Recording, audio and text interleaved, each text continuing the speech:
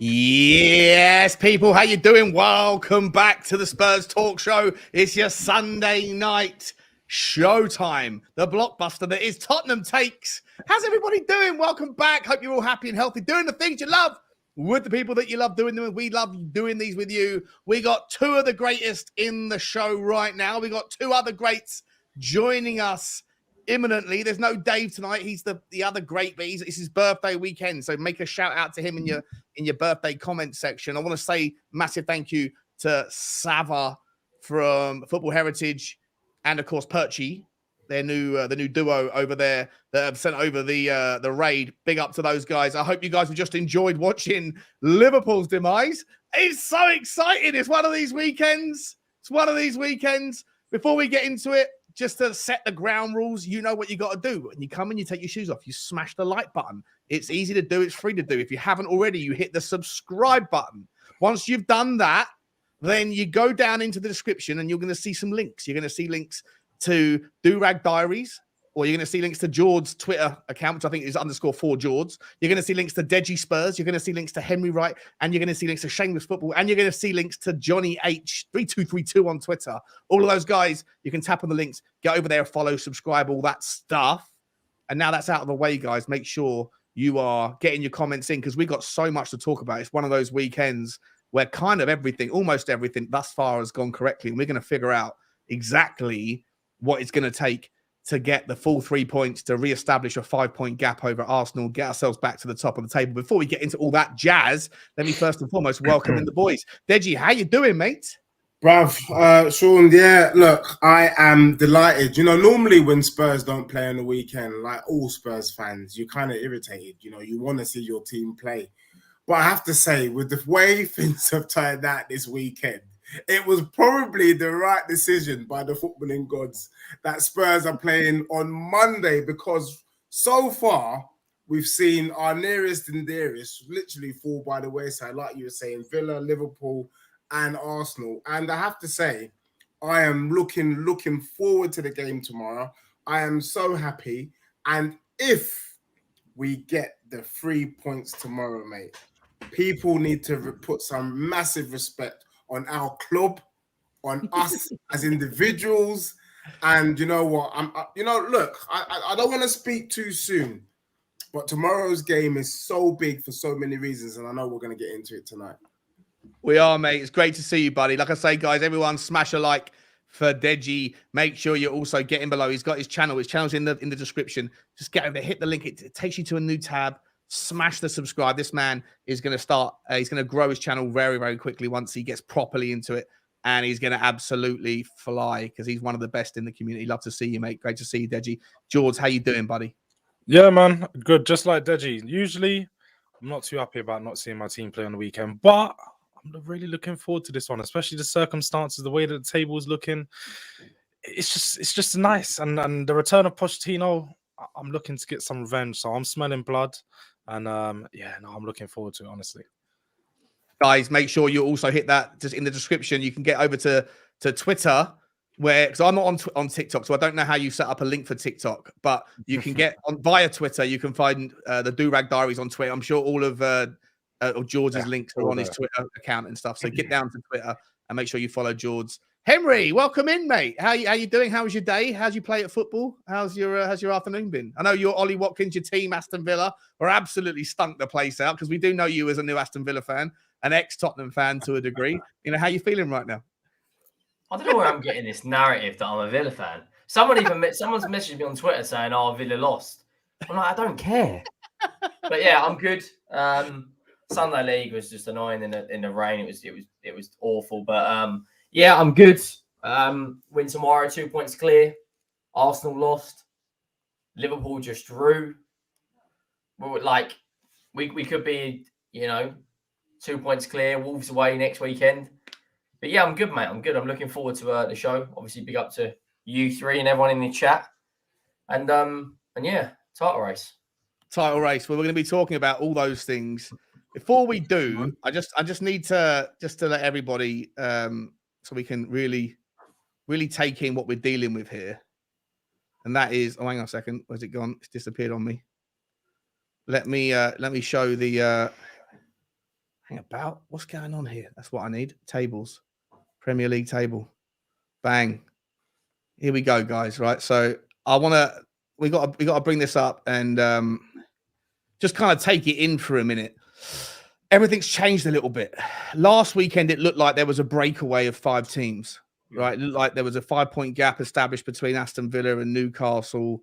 Everything was looking like, and I heard people like Mark Goldbridge saying, as a Man United fan, he's almost happy that there's a breakaway group so that he can stay in and amongst the group that can qualify for the Europa League. But this weekend, everything thus far has changed. Newcastle went on and win. Manchester United found 3 points out of, I don't know, they dragged it out of the basement. And Arsenal, where should we start? I think we should spend a little bit of time just talking, just briefly. I don't want to spend too much time talking about it because we've got so much about Tottenham to talk about. But I do want to get your takes quickly on the results generally. Has this weekend, I'll start with you, Dej, was this weekend's results kind of like, has it opened up the league to a point where suddenly everything looks a lot different, or is this just one of those weekends where the fixtures were the fixtures and things happen? No, I think I think it's kind of opened up the league in more ways than one. I think when you look at the league table now, you could potentially argue that there is a top 6, maybe go as far as to Manchester United, we can all still kind of challenge, and those top 8 teams are quite easily can take points off each other. So for me, even before the game, I was thinking, great on the results, but look how tight it is. Newcastle's on 20 points, Villa 22. I mean, this is probably, we say it every season, but officially 11 games in, 10 games in, this is probably the tightest Premier League start to a season that I've ever seen, where, six teams, are within a whisker of going top. So for me, it's exciting stuff. And what makes it even more exciting is you've got other fans shaking their bum violently when they were top of the league. But our club under new management is managed to be unbeaten in the first 10 games in arguably the toughest start to Premier League history. So yeah, I think it's exciting times. There's plenty more twists and turns. And I think the big games, as we saw on the weekend, are what happens to results when we play the likes of Villa, Newcastle, and Brighton. That, I think, will start to shape where we as a club are going to fare this season. Love that, mate. George, I'll come to you next. You look at Manchester United that have been absolutely shambolic pretty much every single game. I don't think they put in a decent performance. Maybe one, maybe two, if you're really being generous, decent performances against a team like Arsenal when you compare, who, again, haven't been at their best this season, but Arsenal fans have been sitting there saying, look how good we've been. And they were undefeated until yesterday. And then you look at this top 8 and you go, hang about, United are only 6 points away from Arsenal, from Liverpool. Like, is this shaping up to be one of the greatest Premier League races, Premier League stories in our lifetime? Do you know, hyperbolic? Me personally, I don't really like to, buy into the title talk too early for any team, not even for it to be Tottenham, but for it to be Arsenal, apart from City, I'd say, who are guaranteed title contenders this season, who are probably the only team I think are going to win it. Everyone else, they could be here and there or anywhere come 3-4 months down the line, because I feel like there's a lot that could change. You could see Manchester United potentially bringing a new manager, and then we could see a big bounce from them, and they could potentially pick up some points. Same to see with Arsenal. I think Arsenal, for me, Arsenal are just one of those teams that are up and down, and we're seeing that a lot with their performances so far this season. You can see that they have a good game and then they have a bad game. They lost 2 this week. They lost back-to-back games. They lost against West Ham and now to Newcastle, which is, it can show you that they're patchy. The one thing about us that we've shown more than the other teams that we haven't shown patches in form. We've shown resilience. We've shown consistency in the way that we play. So I think that will give us the advantage. But let's see against this game against Chelsea again, because usually when the pressure is on us, when we're the last team to play and we pretty much everything goes our way and all we need to do is get the 3 points, that's when we mess up. And I'm not saying I expect us to mess up, because, hey, it's Chelsea. It's Chelsea, lads. Let's be real. It's Chelsea, lads, this season. I love that. We're not thinking about Chelsea. It's like, oh no, it's Chelsea. It's only Chelsea. It's irrelevant, right? Yeah, No, they used to be our team. They used to be the team that whenever we played them, everything came unstuck. No matter how well we were playing, shit used to hit the fan. But listen, look, we got 4 points last season. And, you know, they're a better team, I would say, this season. You know, what they're doing is they're creating chances, but they're just not taking them. And long may that continue. We don't want it to be the one time it all comes together is when they come to us. You know, they got Jackson up front who couldn't hit a barn door from 2 yards at the moment. You know, if they hadn't Kunu or even Brozier up front, I'd be a little bit more worried. But you know, we've done better. I mean, I can't remember how many years it was that we didn't beat Chelsea. I mean, they just beat us in every game. It's been 8 years. It's been 8 years. So we'll come to the Chelsea game in a split second, Johnny. Welcome to the show, by the way, mate. Sorry, I came in at that moment. I wasn't sure. No, I didn't get a chance to say welcome. I'm not sure if you met Deji and Henry and George before, but Henry heard loads about you, mate. Never met you, but here we go, guys. Good to meet you as well, obviously. Yeah. You too, mate. Johnny, I'll stick with you for a second. Talking about one of the fixtures we haven't spoken about yet, the Arsenal Newcastle game. Yeah. Hang on a minute. I've done my backyard's flooded from all the tears from Arteta. Man, yeah, it's a beautiful thing to see. But at the end of the day, look, how do we feel about that one? Arteta's saying he was like 3 points lost. It certainly wasn't 3 points lost because they did nothing to deserve to win that game. But you know, are Newcastle getting back into this? Should Arsenal fans feel a little bit aggrieved? What's your take on that particular VAR thing? Yeah, listen, I think there's a bigger picture here. Newcastle were missing Isak. They were missing a lot of big players. Tonali, Botman, Tonali, Isak. You know, they were missing a lot of players there, and I basically thought they were there for the taking. And when you consider what went on. In the week with them resting players, they probably came into that game very arrogant, thinking, you know, with the thing they were good enough to beat them. And let's be honest, up until the Havertz, what I thought was a red card, and that's not just being biased, I personally thought it was a red card. But up until that moment, Arsenal were very much in control. I think that fired everybody up. He doesn't want to talk about that. He doesn't want to talk about that. I mean, the fact that Havertz did a bad tackle and 3 Newcastle players got booked and 1 Arsenal player, he don't want to talk about that. What I find incredible is that this is the same Arteta that after the Liverpool game against us, he comes out in the press and saying VAR is what it is. We have to accept it. Hello?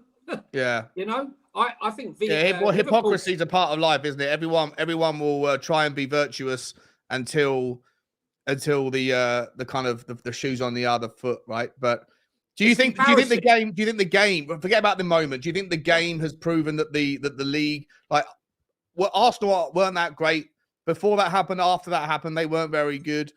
Aston Villa weren't. They were terrible today against Forest. Are we just seeing now like that there's another element to this league where when the big teams go away from home, it's just not that easy?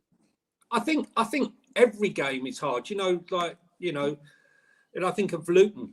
You know, that Luton away win with 10 men is now looking like a good result. You know, at the time, we thought we scraped through. Sheffield United, I think, was more of an embarrassing sort of scrape through. But I think winning games, it's character. It's character. And what we've got this season is character that we haven't had in years. Is to see it through, the grit and togetherness. No matter what, right, we fight to the end, right? And I think that's what's really got us through. I mean, I think we played more away games than any other team. And I just think there's a resilience there. And I think some of these other clubs right now, like Villa, although he's a good, Emery's a good manager, maybe they don't have that resilience just yet. A little bit too soon for them, yeah? Yeah, but when you're saying that, I mean, we're 3 months into our project, which seems like crazy that I'm even saying that. But well, I want to speak about that in a moment, actually, because I want to bring up an article from Football 365 at some point in the show. Henry, I want to come to you, mate. The results this weekend, just to round it off, loads and loads of crazy. Like, I'm sure most people's FPL is absolutely spoiled. None of the big boys. Ollie Watkins didn't score.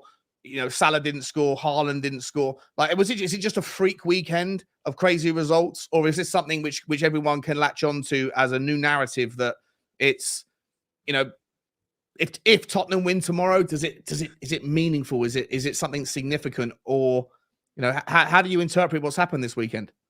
I think it's just a normal weekend of Premier League football. How many weekends? I mean, I remember the weekend where Liverpool lost 7-2 to Villa and we beat United 6-1. Like, there's always a freak result at most weekends. On that Arsenal game, though, that result is 100% on Arteta. When you play Havertz and Jorginho up against Bruno G, Longstaff and Joelinton, and you leave Odegaard out because of a illness, and you don't put Trossard in the 10, you deserve to lose. He can come out and cry and moan and do whatever he wants to do, but that midfield, you're asking to lose. Kai Havertz has got some of the worst ball control I've seen of a footballer in my life. He can't trap the ball to save his life. He can't even tackle someone when he's trying to break their leg. No, Arteta's now being so stubborn to try and, when he scores a goal, say, do you know what? That's why I signed Havertz. It's not working. It's, you look at Ange, when it hasn't worked, Richarlison's come straight out of the team. If we've got a fully fit team, Richarlison doesn't start. He's not shoehorning him in to try and get a goal to say to the media, that's why I did it. And the way he overreacted in his press conference, you'd never see Guardiola do that. Guardiola he had 115 charges, went, all right, bring it on. And then ignited the whole squad, and they went on, a 27-game unbeaten run. The Premier League is without a doubt, just back onto that, is 100% the most competitive league in the world. Premier League and La Liga. Anyone can beat anyone. A couple of years ago, I think Getafe did Barcelona 3-0. Like, freak results happen. We're 11 games in, and if we win tomorrow, we'll go top of the tree. And we'll be the only team in the league to win 5 in a row, and the only team in the league unbeaten. But it's such fine margins. If we lose to Wolves, then lose to Villa, and then Arsenal and Liverpool both win, the gap's completely shut. I mean, I know we've all been talking about title races and that, and I've only said, we're only 28 games away from our golden trophy and all that. But when reality, like December, Henry, I'm going to stick with you just because you've taken it in this direction. I want to immediately bring in the first game of the evening. All right, and it's a game that some of the people that have been around here for a while might remember. And I'm going to give everyone a chance to participate. But I'm going to start with you, Henry, because you brought it up. And the game is called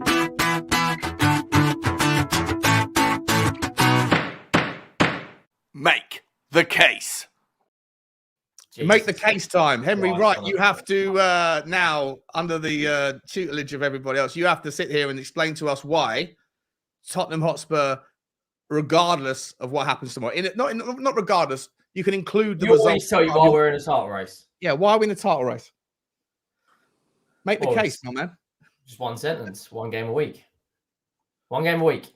1 game a week. Everyone else in the top 8 is in Europe.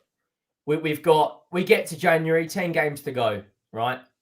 We get through December, as I was about to just say before you brought on the make the case. December's going to be the toughest part of our season. 7 games in 1 month. We play Brighton, we play Newcastle, we play West Ham, we play City. We get through that unscathed. We go in December. And if we are up there, if we're 1 point off City right now, Levy, you go out, you do 200 million. If he does 200 million, put it on big screen. If he does 200 million. No, I don't know how you do that. How do I do that? Do you want me to do it? Yeah, you figure it out. Yeah. If he does 200 million, Tottenham win the league. Simple as that. I don't know why you're laughing. You bring in a number 9 who can score goals. You bring in another centre back of someone like Tapsoba's level. You bring in a backup playmaker of all good quality. 1 game a week. Why not? City are focusing on doing another treble. Arsenal have always got bigger fish to fry. Liverpool, I looked at Liverpool today. They're not winning the league with Darwin Núñez up front. That guy, 9 shots. Oh mate, that was the worst miss. As it turned out, that was the worst miss. Yeah. Absolutely horrendous. I've seen this season. I think Brighton will be mid-table. I think Europe, balancing Europa League if they get through, and Premier League. De Zerbi's never had to do anything like that in his career. Aston Villa, I think they'll win the Conference League, but I don't think they'll be anywhere near the top 4, top 5. Arsenal, look, slippery slope. If he wins, if he doesn't get 3 points against Sevilla in a week, pressure's going to mount. And you can't keep rolling this Kai Havertz shoehorn. And then you look at the other teams around us. Man United, Max Branning, Eric 10 games is nowhere near the top 4, right? Who else is there? Who else right now? You look at the way we're playing football, and everyone's going to say, "Oh yeah, but you got to be lucky against Liverpool." At some point, you have to create your own luck. If you keep knocking on the door, eventually something's going to happen. And that's what we did against Liverpool. We showed character to get past Sheffield United. We managed the game out against Luton. We were by far the better team against Fulham and Palace. We're going to play both those games for another 120 minutes. We would have won that game. If we go, I'll come out on a limb.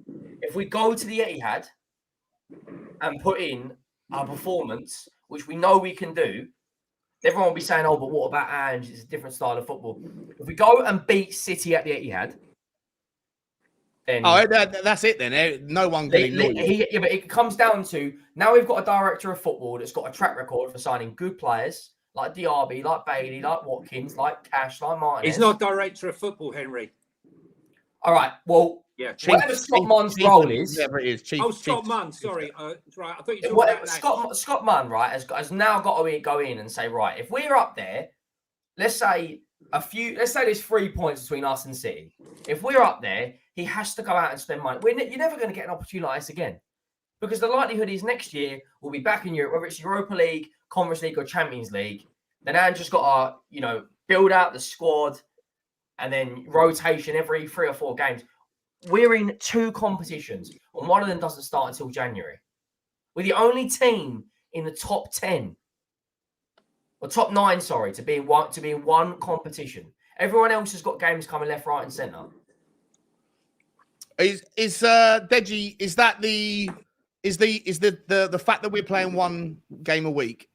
Is that the strongest rationale for why Tottenham are in a title race, or is there other reasons that Tottenham I know you've been saying to me backstage, you're coming out right now. You're about to say something, Yeah, I'm coming. Look, I'm coming out tonight because it's that I agree with Henry, and you know what? I'm just gonna have to let's put some respect on Postecoglou, mate. Let's put some respect on this brother because he's come in with the team that we had last year. Remember, cast your mind back 4 or 5 months. Postecoglou was in and around. I'm not going to lie. I was one of the ones who was doubting him. He's come in. He's put on the players that needed to play, and he's got Tottenham playing he's got a system that is working in a short period of time.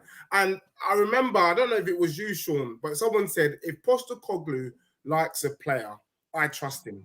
I have to say, I trust Postecoglou more than any other manager that we've had before. Even I have to say slightly more than when I trusted Pochettino. So yes, the 1 game a week is a factor. The other thing is, when you listen to other fans, and I don't do this, other fans are wishing bad upon our players. They'll be like, but what if Maddison gets injured? What if Son gets injured? Then you guys won't be able to do anything. Well, what happens if they don't? What happens if Maddison and Son are injury-free this season? That means they're available week in, week out to do what they've been doing so far this season. So for me, and also I don't even think we need 200 mil. We've seen that under this manager, we can go and buy talent at a good bloody hell, we got Vicario for 20 mil.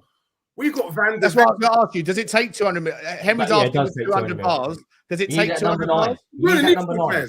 Who are you going to get as a number 9 to come in? The number 9 market is shot to bits, which means everyone's value is going to go through. You talk about 100 million for Ivan Toney. Which I don't want, by the way. They're not looking, though. The only thing, Henry, is... Hang on, pause. You don't want Ivan Toney? Not for 100 million. Yeah, no, but as a player... I'd actually, you know what? Crazy. Shoot me if you think I'm absolutely insane. I'd probably rather spend 60 and get Buemo. Yeah, if you're shopping him... He's got a 95 million release clause. He's not going for 60 mil. Henry, the thing is here, right, is in the window that I was told that we're not going for a number 9. There's no interest in getting a number 9 in the last window, right? And I said, well, what do you mean? There must be.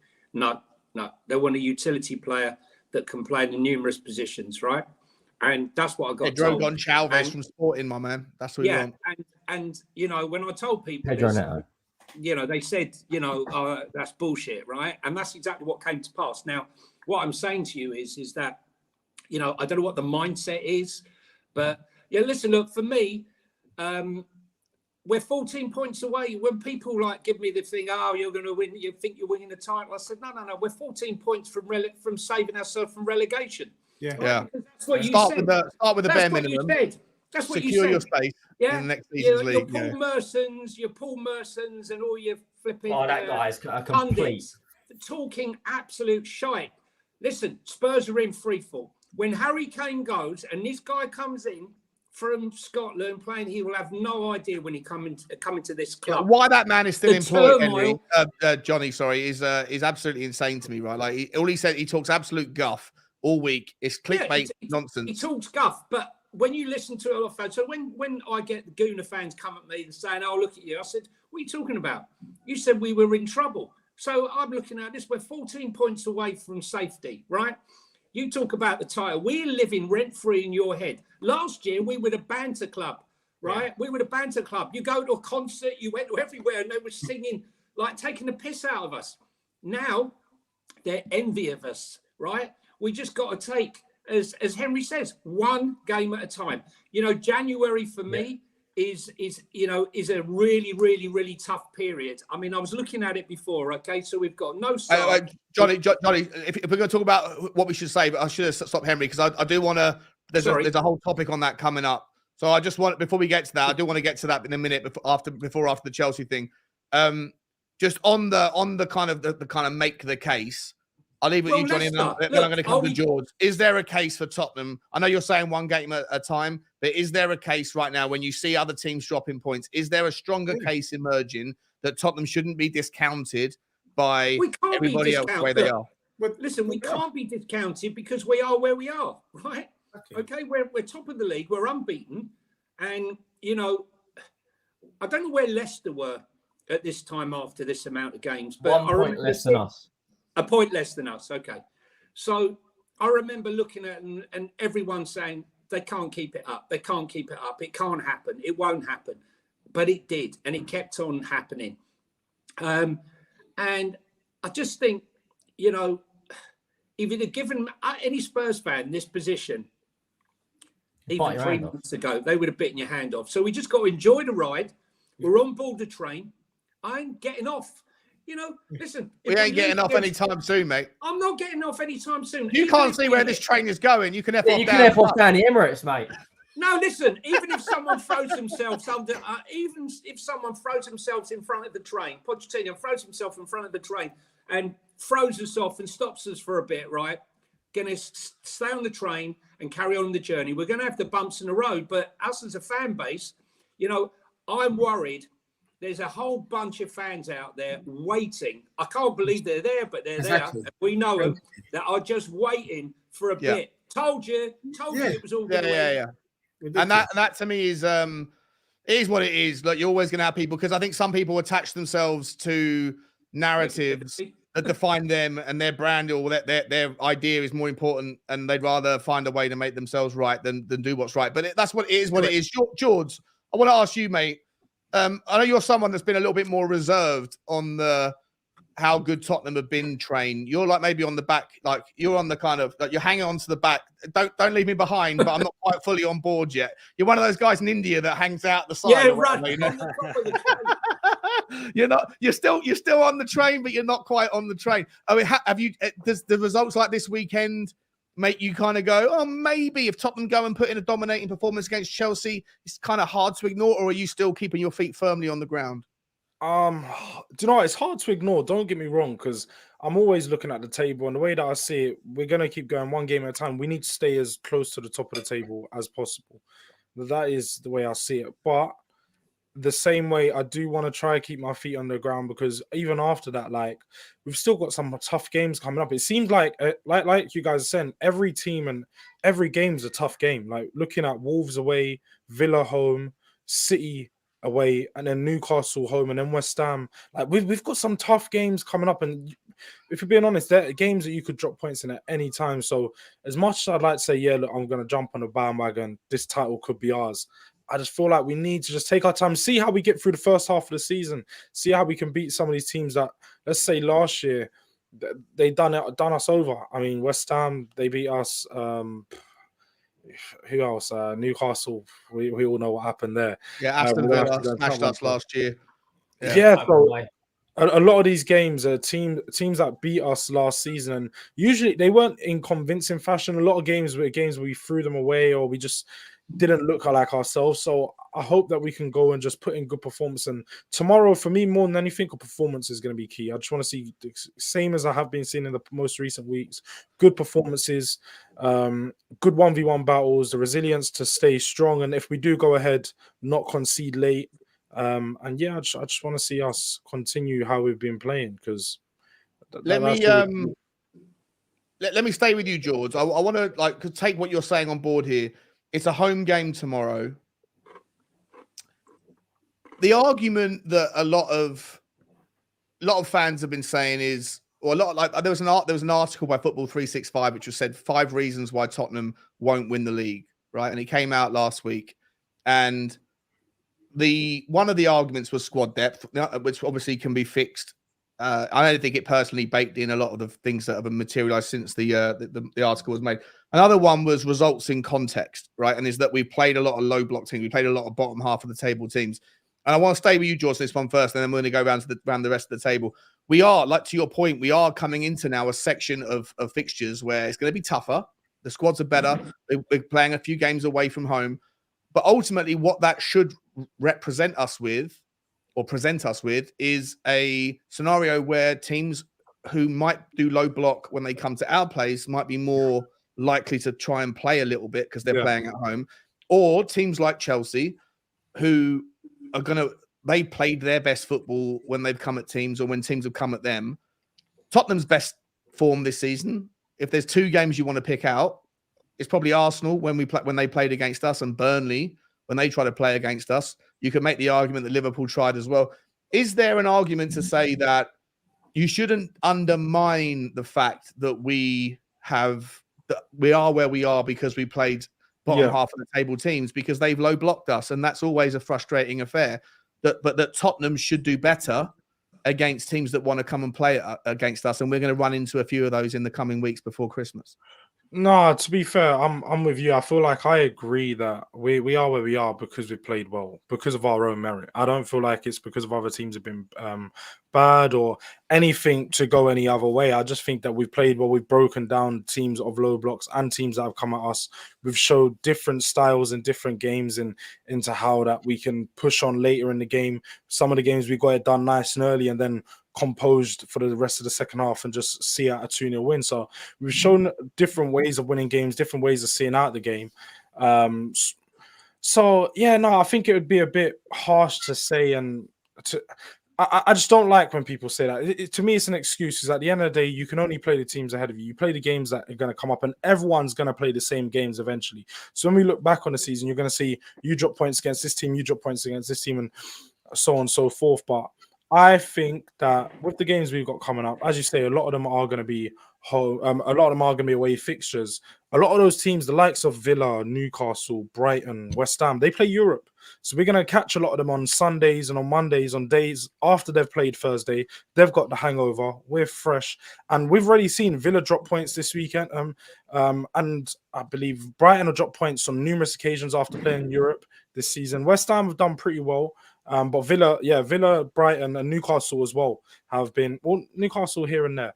So a lot of them have struggled playing the 2-game-a-week system, and I feel like we're going to use that to advantage, especially when we're coming up into this Christmas period where it's naturally busy, but throwing Europe into there is making it a whole lot worse for those teams. Yeah, I completely agree. Deji, I'll come to you, mate. Is Chelsea the first in a long run of fixtures where Tottenham are going to? Is this the biggest test? That's why I've titled it, right? In the thumbnail, the biggest test is coming up now. You know, we don't really know what Chelsea is going to turn up, but usually, if you look at the stats, right, Tottenham I think last time we played them, we beat them 2-0, but that was the one that broke the back of the duck on an eight game series where we lost to them. I think there's only one team that scored. I think Chelsea have scored more goals at the Tottenham Hotspur Stadium than any other team. Yeah. Right. All of the historical data suggests that you shouldn't write Chelsea off. But then if you look at the Chelsea recent data, I think they've lost 5 of their last 7 London derbies. I think there's only 2 teams that have lost more games in 2023 than them. How do we think about this particular game? Is it the first of a run of games where we're going to play our best, or is it the first real challenge? Yeah. How do you see it? No, look, first and foremost, it's Chelsea. That's the first thing that we got to put out. And Chelsea, over the last few years, I don't give a shit what's going on under this season or last season. The truth of the matter is, when Tottenham play Chelsea, they normally get the better of us. And at the very best, sometimes we pull out a draw and we pull out the odd results here and there. For me, this period right now is the crucial period. For me, it's almost a season-defining period. And I was actually saying a couple of weeks ago when we just about to play Fulham and Crystal Palace that I was saying that normally around this time, we start to see the wheels fall off. You know, you see a defeat or 1 or 2 defeats. And we can see this with some of the other clubs, you know, the Arsenals of this world. You've got Liverpool dropping points. You know what I mean? We saw Man City lose to Wolves. So is that we're in that phase of the season. If we are able to get past Chelsea tomorrow with 3 points or even a draw, then I think it's about time that the whole country stands up and puts some respect on our club. But yes, these run of games, Villa, Newcastle, West Ham, all dodgy games. But we saw this weekend that all of these teams could be done over. Nottingham Forest were the better team against Villa today. They were totally in control, scored 2 good goals, and we could put in a similar performance. So for me, if Spurs can hold on 3 or 4 games, if we're able to kind of go on this win and get those, then I think we need to start enjoying. You know, Postecoglou, they asked him, you know, should Spurs fans enjoy? And he said, why not? Why not? And one thing I've noticed about Postecoglou is he believes in himself, and I'm starting to really, really believe in him. So I want to sit back and I'm going to enjoy the ride. But for me, it doesn't matter who we had. It doesn't matter that it's Chelsea. It doesn't matter that we got Man City or Wolves. I'm more concerned about the period in the season that we are. This is the crazy period where people drop a lot of points. And if we're able to hold firm, then I think we can start to look up. So Chelsea tomorrow, it could have been, for me, it could have been Fulham, could have been Luton. If we had Luton tomorrow, I would have still been in the same position. It's a dodgy game. Luton, you know, I'm not sure, but if we can win, it shows that the team is a lot more resilient, as Johnny was saying. So for me, tomorrow's game, Chelsea, whoever, if Tottenham can get a result, then it just shows that the work that's going on behind the scene is starting to work. And actually, Spurs fans and other fans alike, we maybe need to start putting some respect that maybe our first 11 is better than what a lot of people think. Because part of the reason why we're asking these questions, part of the reason why there's that little remnants of doubt is because we're still kind of semi-unsure about our team. But actually, if you believe in that 11 right now, you know, if your doggy's playing tomorrow, for example, someone asked me yesterday, I said, well, where's Tottenham's weakness? If your doggy plays, I think we're pretty solid. I can't see how Chelsea break us down. And actually, let's start owning that. And that's the honest truth. Love that, Deji. It's a brilliant segue because my next question, rather than giving everyone the same question 5 times, 4 times, I'm gonna try and move it round. I was waiting my bit. Oh well, no, okay, Johnny, go on because I was going to move it on to actually specifics about the game. But yeah, Johnny, go on, carry on, mate. Yeah. Say, you know, like we got the least amount of games in the whole of all 5 divisions in Britain, right? In all the British English leagues, you know. We should be in a situation where, you know, we have the whole week to prepare for each game. I don't think this squad is anywhere near good enough to compete in Europe and compete in the league. Yeah. There's definitely not enough depth, and you know we're going to be called upon in the next few weeks. You know, this period is going to be the defining period as well. I agree with you. We can't afford any injuries. Listen, as far as I'm concerned, our defence is so far ahead of schedule, right? I mean, I don't even think Ange can believe it, right? But up front, we're not cohesive, right? Up front, we are just not a fluid outfit. And, if we could get that right, we've got another notch here. We've got a long way to go. If we start to play with some fluidity up front, then what you're seeing now is nothing to what we're doing. We're staying in games at the moment, and we're grinding out these results because of that back four and our keeper. Okay, that's how I think we're getting through these games. It's going to be interesting now to see games where teams are going to come at us. They're going to allow us to play, and how will we fare against teams that want the ball? Will we be able to win the ball back quick? Will we counter? Will we sit back? It's going to be a really interesting period, and I think this is going to be one of the first games where we're going to see backwards and forwards. I think this is going to be a fantastic game of football. I really, really do. I mean, I think Sterling is going to attack. I think Emerson Royal will end up playing. I hope it's destiny, but Emerson's been told to stand by. So, if he plays, then so be it. But that will be, if I was looking at a weakness for Chelsea, it would have to be Pedro Porro at the back of behind him, arriving late at the back post. And it would be obviously Emerson. But I mean, Emerson's strong. So let's see. But this is a really defining period. But we have the tools in our armory. So I think we're going to get a lot more questions answered in this game and the game against Wolves. Yeah, I completely agree. Henry, just before I come to you, mate, because I do want to ask you some specifics on, let's move into the Chelsea game specifically. Before I do, it's got a quick super chat.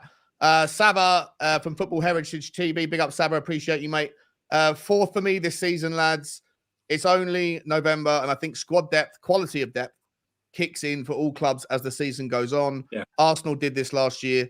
City will win the league again. Yeah, look, the squad depth argument for me, just quickly, I'll take this one. I think the squad depth argument is a relevant one. That Football 365 argument, that was here's the 5 reasons. Number 1 was squad depth, and they said there isn't really anything more than that. But I would make the argument, just to play devil's advocate, I'd make the argument that the same squad depth issue can be extended to anyone. If you get key injuries to anybody specific in any particular team, even Manchester City, you've seen that Kevin De Bruyne has had an impact. You saw that Rodri had an impact, and they're the team that's got world-class players or close to in every position twice over. If Arsenal lose Saliba, they're just in just as much trouble. If Tottenham were to lose Romero or Van der Ven, I agree. And if Tottenham lose Udogie, 100%, it looks a little bit bleak. However, I would say that there's a few other positions in the team that have been touted as part of that we're vulnerable section, like Bissouma.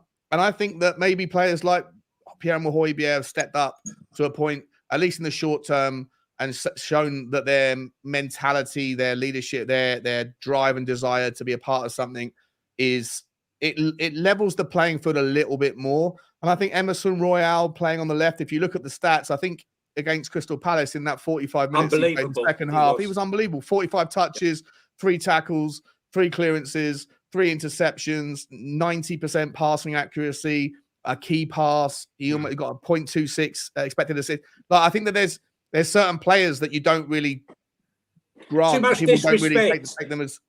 I was going to say, Sean, maybe because I know too much, but there's too much disrespect for Emerson Royal, I'm afraid. I mean, the work he puts in behind the scenes, like working on playing centre-back, working on playing on left-back, working on playing on right-back. I think he's trying to become a utility player, Johnny. And I think that, if we're going to compete on 2 fronts or 3 or 4 fronts next season, then obviously Tottenham really do need to go again. But I think this argument that Tottenham's squad depth is such a risk, and that same argument doesn't stretch to everybody else, I think is a bit of a fallacy. I think if you get a key injury to Tottenham, we're finished. But I think you can make the same argument everywhere else. Big up football, big up Saba. I'm going to send everybody over your way at 9 o'clock or just before. Henry, I want to come to you, mate, with the first question regarding the Chelsea game. Deji mentioned you, Doggy, and Johnny's carried it on with Emerson Royale. Injury news wise, it looks like Tottenham we're without Perisic, we are without Solomon, we might be without Ben Davies, and we might be without Who? you, Doggy. Oh, sorry, definitely without Ben Davies, but we might be without you, Doggy. Sorry, might be without Emerson Royale. Sorry, what am I talking about? Ben Davies is definitely out. Udogie might be out. Solomon is definitely out, and Perisic is definitely out. All of our injuries are down the left-hand side.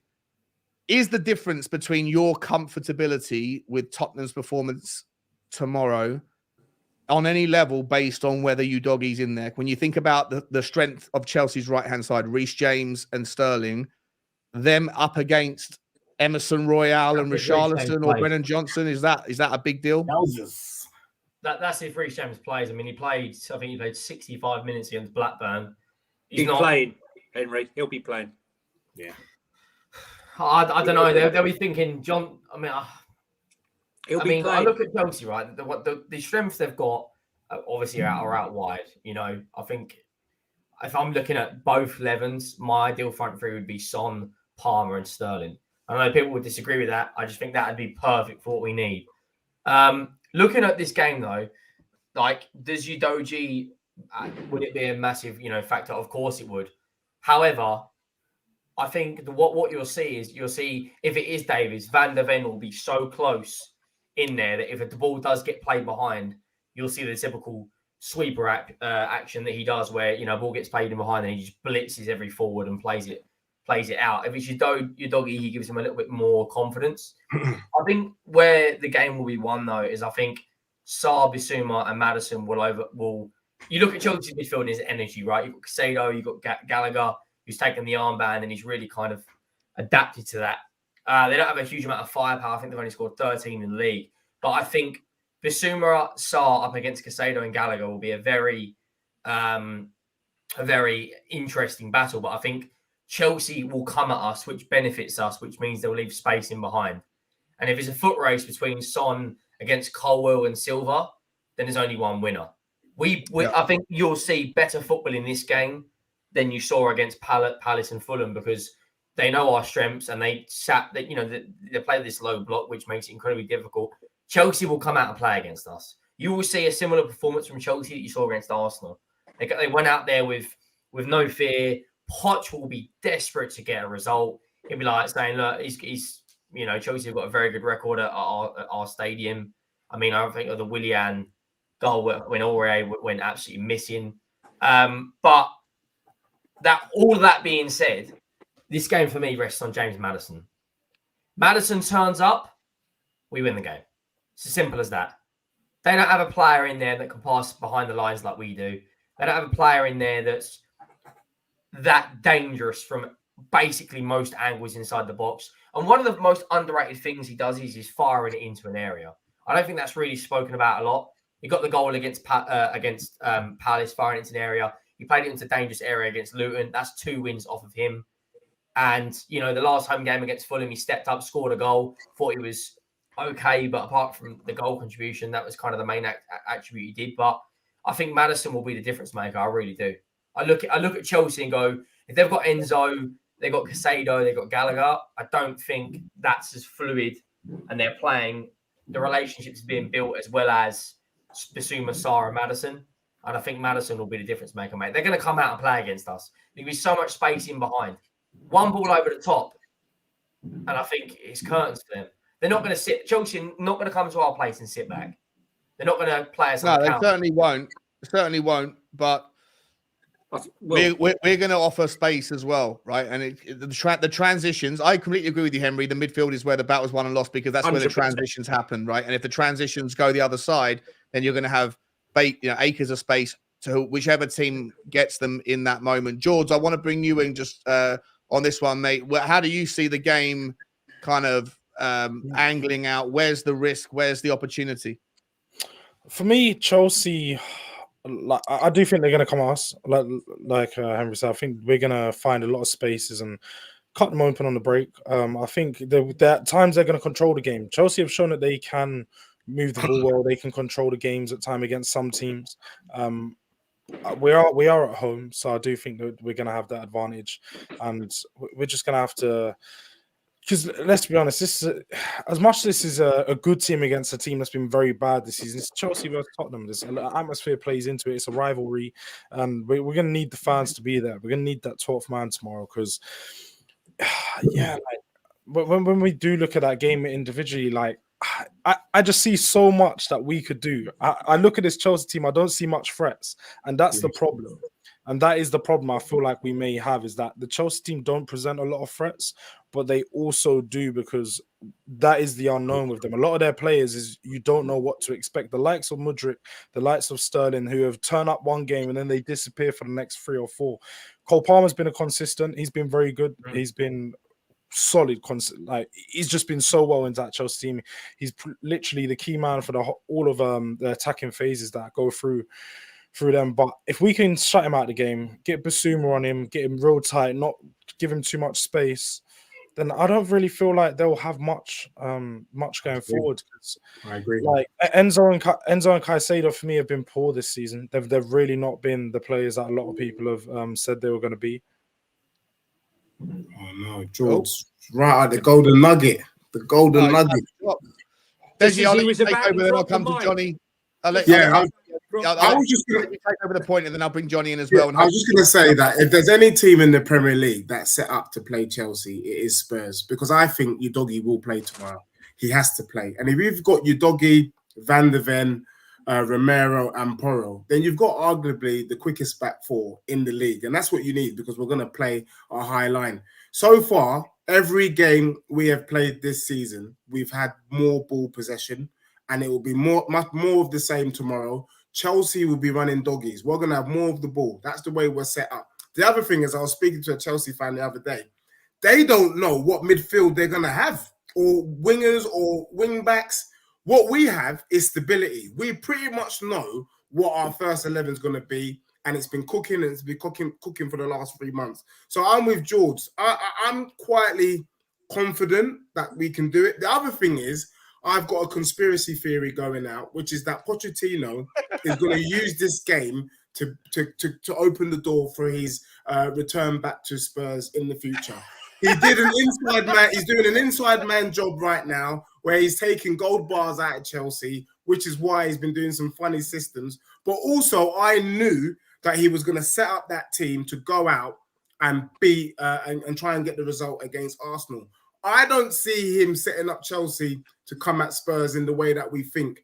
I think they will lose. He'll put his hands up and say Tottenham were the better team, that kind of fluffy stuff. But really deep down, in the press conference, just quickly, they asked him. I thought you were about to drop a little bit of tactical, like, absolute masterclass. No, he's just going to play to lose so he can figure himself a way back in the top. They asked him, what are you going to come and do? What is Chelsea going to come and do at our stadium? He couldn't really answer the question. He did something fluffy. And then they went, is Tottenham title challengers? And he went, yes. And he literally leapt out of his seat. So you know this brother still got love for the club. So tactically, I just think we're more stable. We are much more. We know what you're going to get. And, you know, I said this, and, you know, it's just speaking to Johnny's point, everyone's point. Even though it's like watching Spurs right now, it's like watching Messi. You know what we're going to do, but you can't stop it. You know, James, you know what Madison's going to do. Agree with you about that, mate. It just can't be stopped. You know it can't be stopped. So for me, that reason why, I was going to say, Deji, I think you're right about that. But I think Chelsea's strong point, funny enough, is the fact that the one thing you said was the disadvantage, which I think is their advantage, which is unpredictability. We do not know. It's very hard to set up. It's much easier to set up when you know what you're facing, right? The difference is with Ange, he doesn't care who we're facing. That's what he says.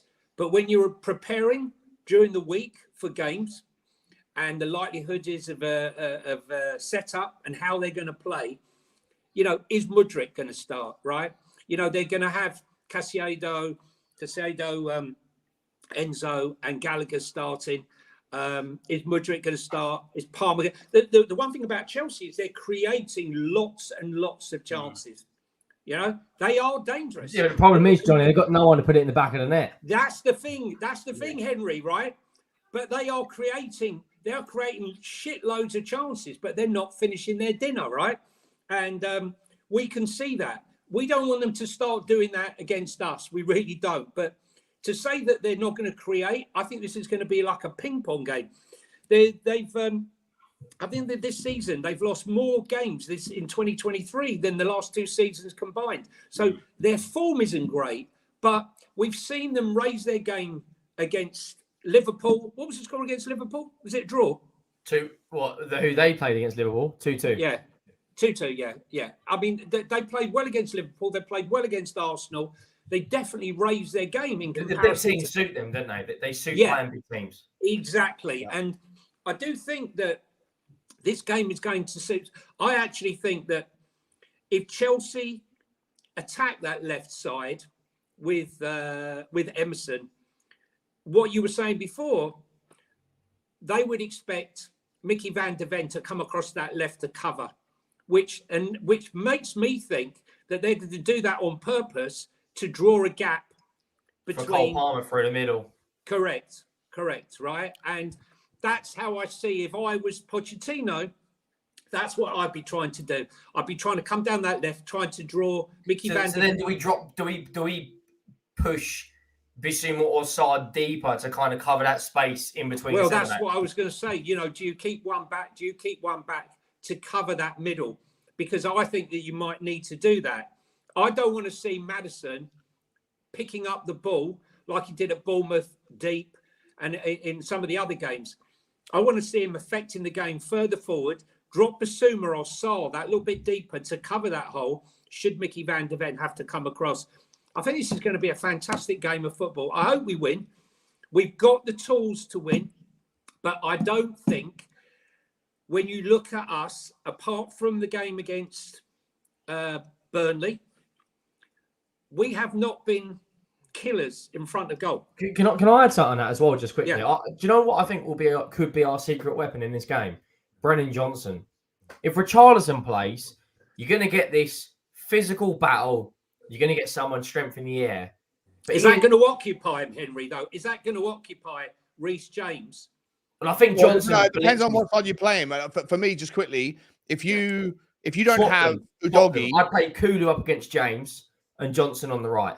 I completely agree, especially if you don't have Udogie. If you have Emerson Royale on the left, you cannot have Brennan Johnson on the left. You can't do it. We'll get absolutely dominated by Sterling and James, right? So you need to have, if you have Udogie, then you have the option of Brennan Johnson on the left. But I actually agree with you, Henry. I think you should put Kulusevski, but we haven't seen him play not 1 minute on the left side, despite all of our frustration.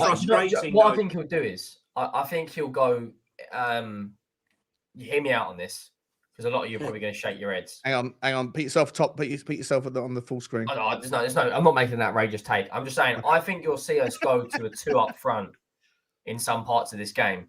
I think you'll see Son and Johnson and Kulu will drop a lot deeper to help Maddison out create. And I think if you look at Brennan Johnson, when he come on against Crystal Palace, had an immediate impact. Right, Richarlison's not chasing that ball down and putting it across. And Son scoring. Brennan Johnson causes so much headache because he can play down the middle, can play on the left, can play on the right, and he has got blistering pace. There's no defender in Chelsea's team that's getting anywhere near him. If you play him on the right, Cucurella is going to be sitting there going, hang on here, which then adds the same problem to Chelsea. Does Colwill come across? Then obviously Chelsea play a kind of double pivot in a defensive standpoint, Casado and Gallagher, but apparently Lavia isn't fully fit. Apparently, he's not nowhere near playing. Do you know? I think Chelsea's danger man is going to be, other than Palmer, Mudryk.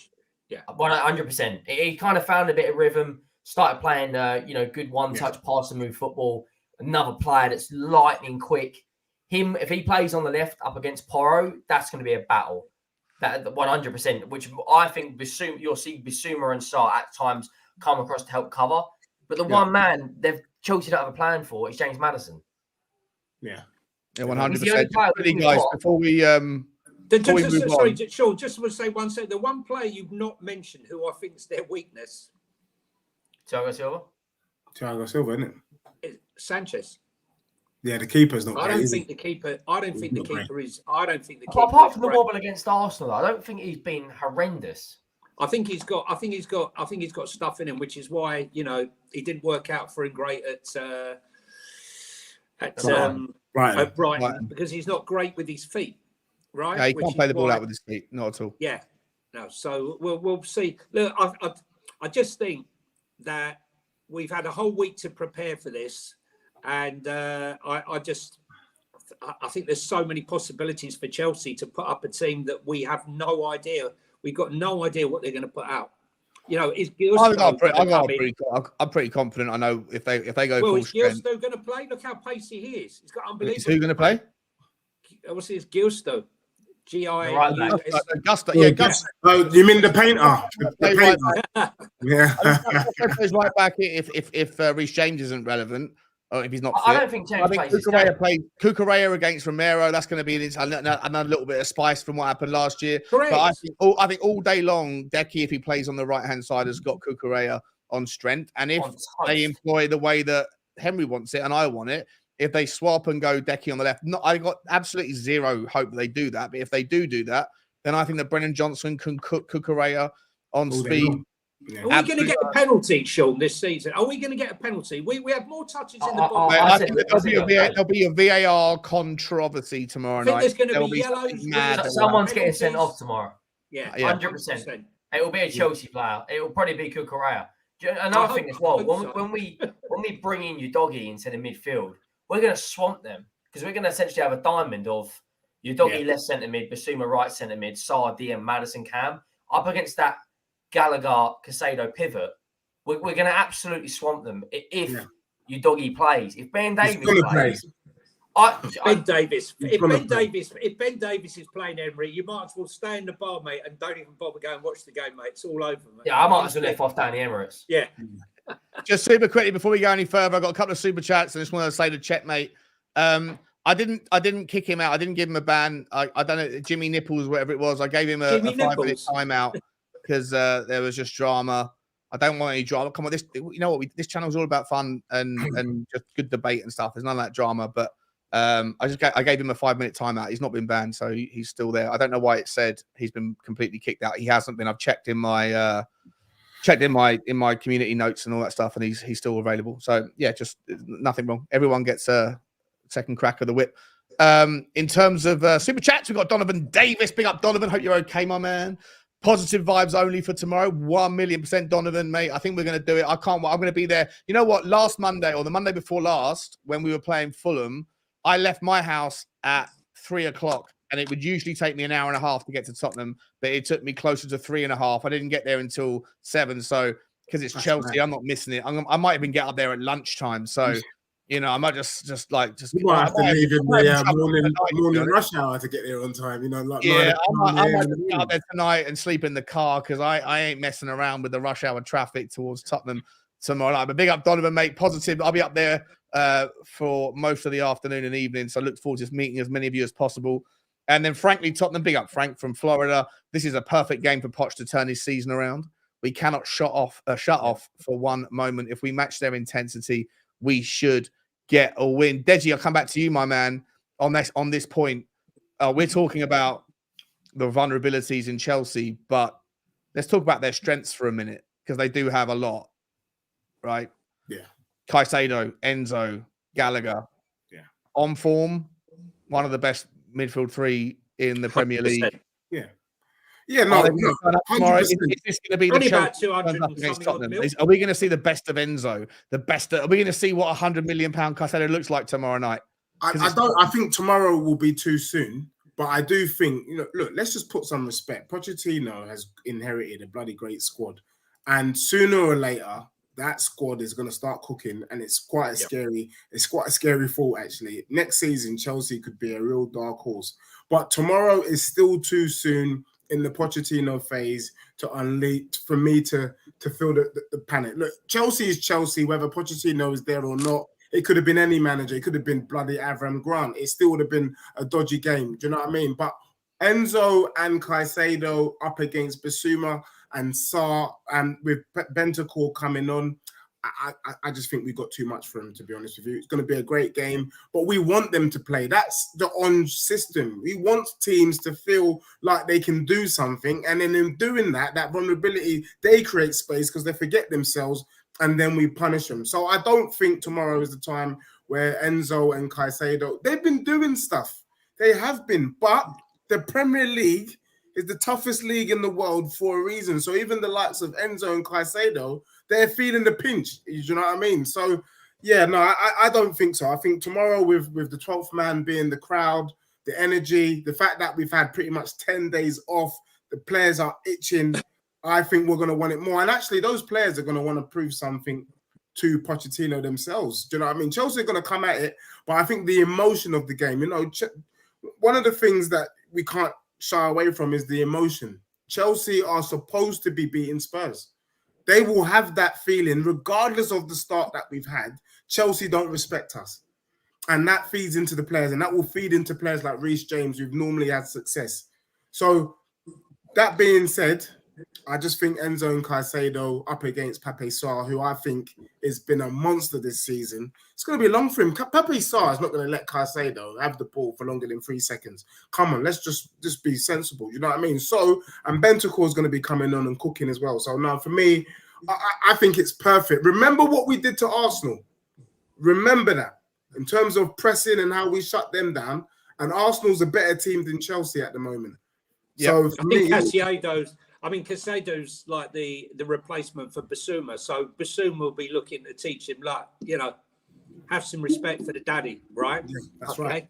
Have some respect. Look, I think we are giving up a lot of chances though this season. You know, there's a reason why Big Vic has had to make some crucial saves and amazing saves this season.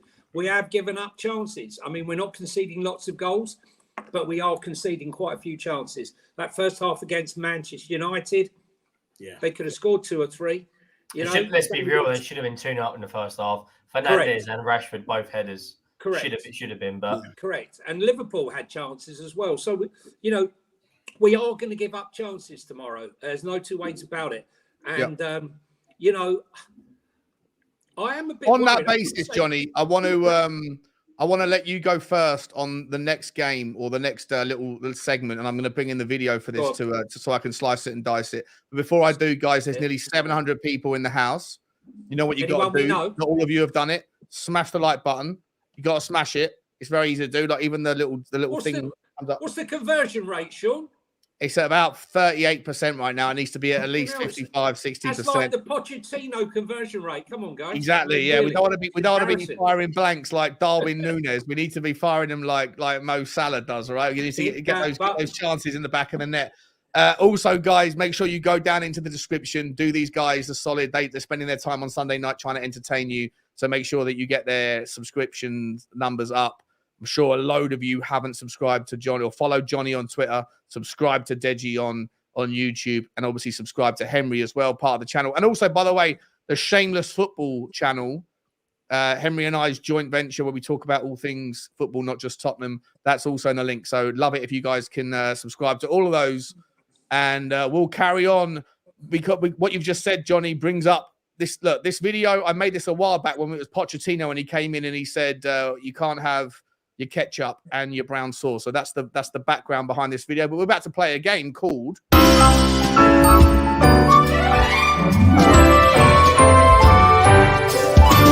Would You Rather? It's called Would You Rather, and that is where we started. Don't cringe. Don't you dare cringe. You thought about this one long and hard, Sean. I can see. What the hell was that? Why would you rather?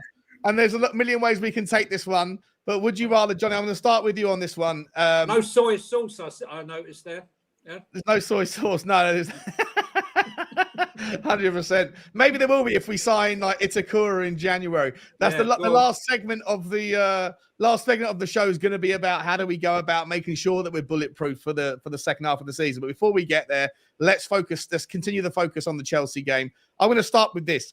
Would you rather, Johnny, the Tottenham fans booed or cheered Pochettino tomorrow night? I don't think we should be doing anything. And I'll tell you, I basically think to cheer him shows weakness.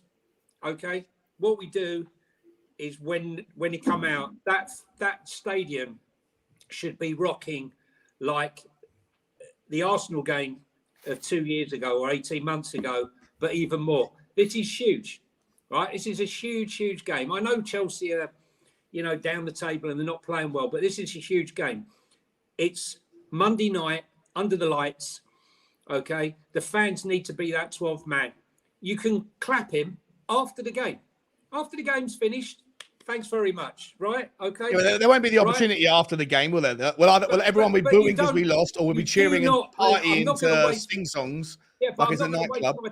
I'm not going to waste my time booing him, right? Because booing him means we're not actually supporting our own team, right? So focused. All you got to do, I want to be going in there and seeing the fans 100% singing their hearts out, right? And making that place electric, that the Chelsea players, when they come out there, shit themselves, okay? And they start making errant passes. I don't want to start seeing weakness of them clapping or singing his name or even wasting their time booing him. Waste of energy. That energy needs to be behind singing the names of the players that are in our team for that night. That's what I think needs to be done. First and foremost. Henry, I'll come back to you, mate. Same question.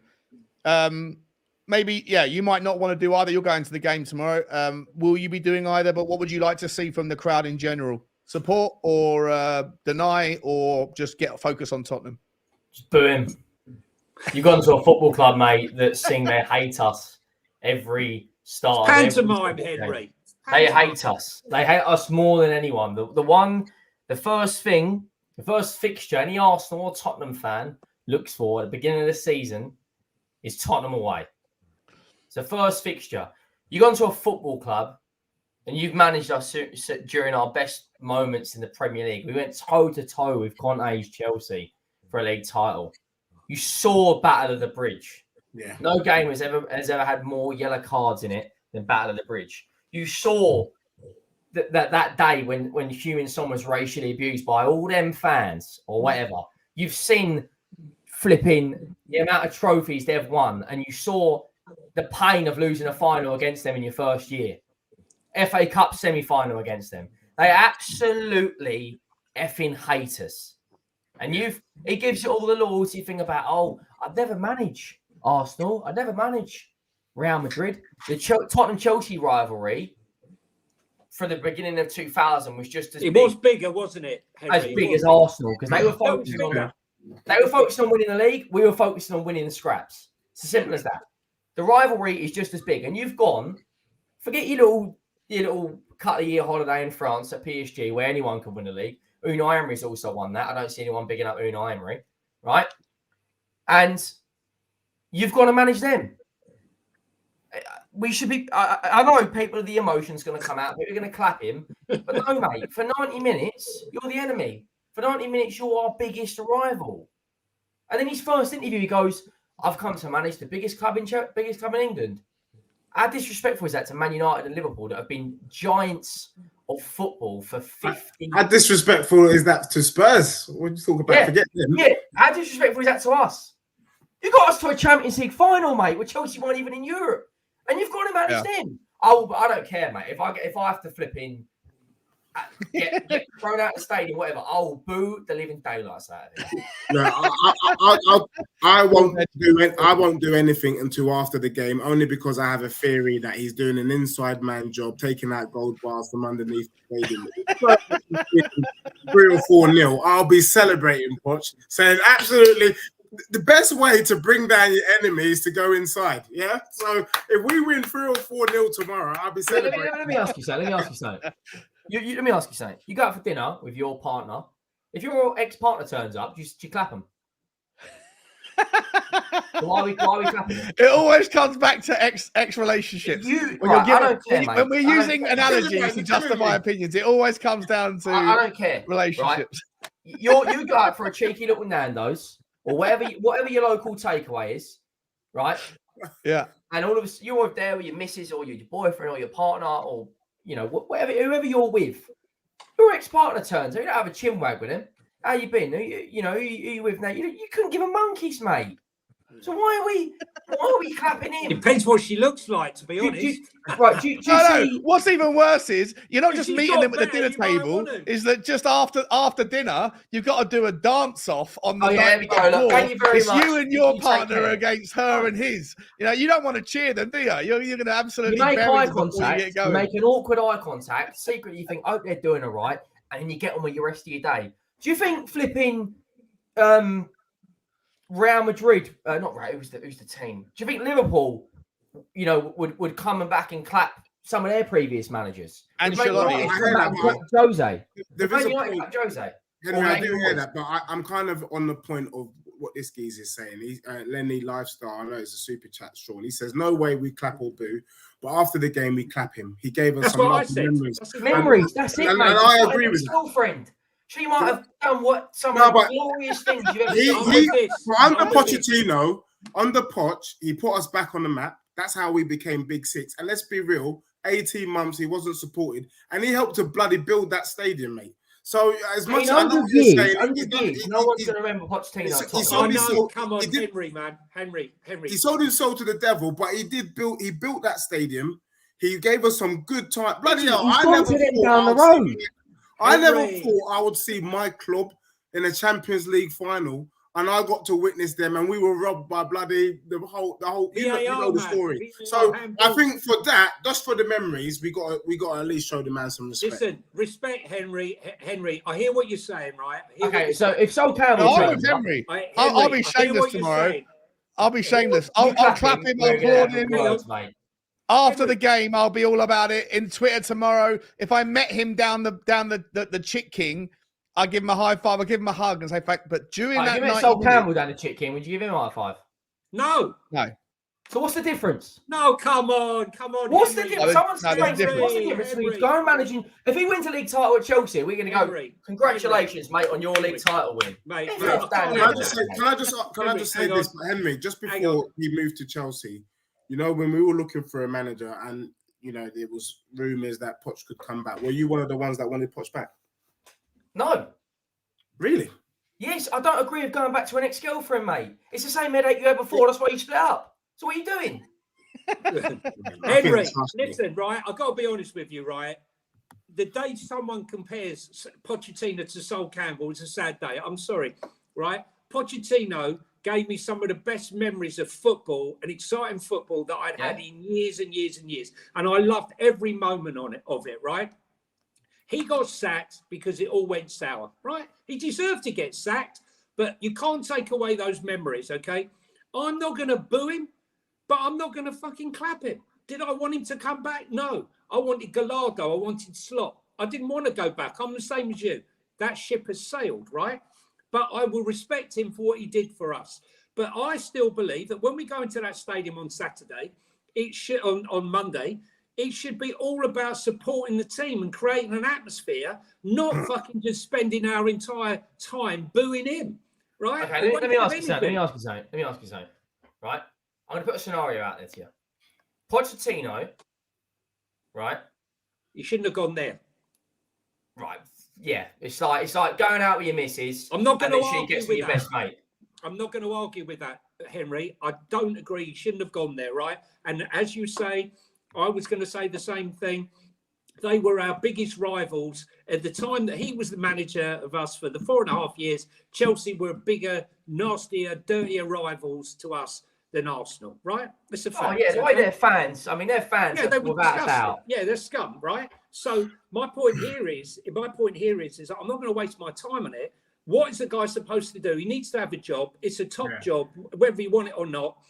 And he's taken the job. I hope he fails.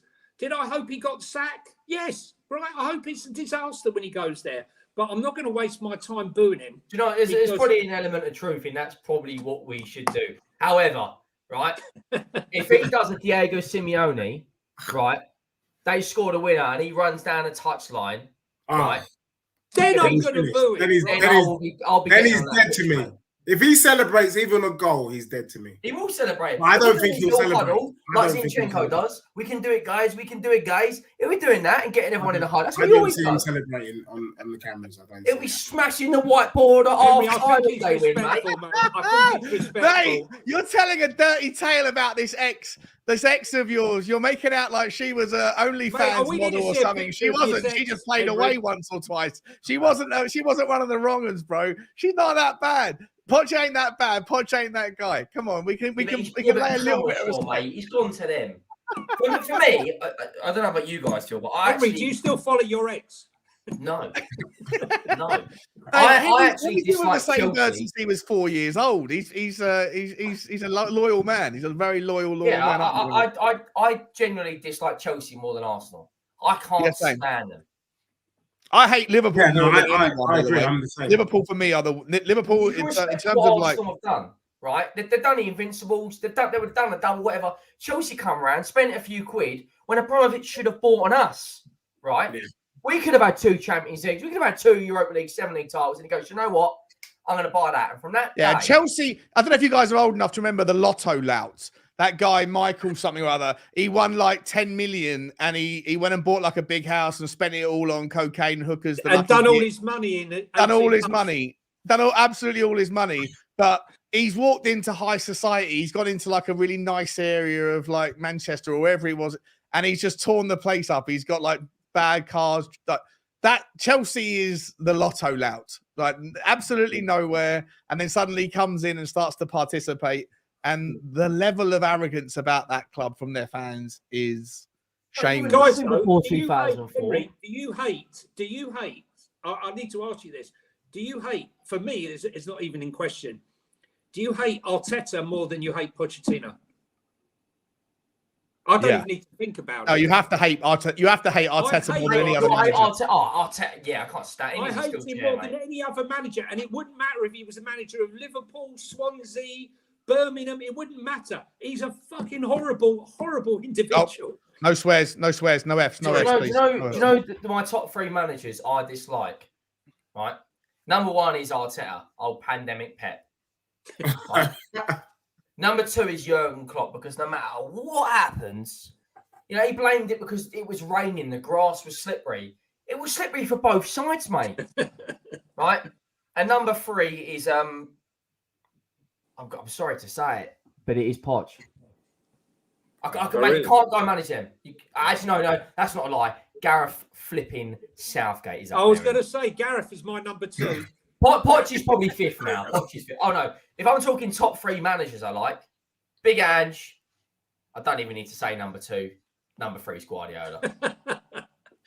All right, guys. Listen, we got half an hour, 25 minutes of time left, and I know this is going to be a bit of a long one. Deji, I don't know what you guys all got 25 minutes. You still got 25 minutes in you? I've got about 5. About 5. I stretch to 10. Yeah. Okay. Yeah. Well, we're going to round it off at sort of 10, 5 to 9 if possible.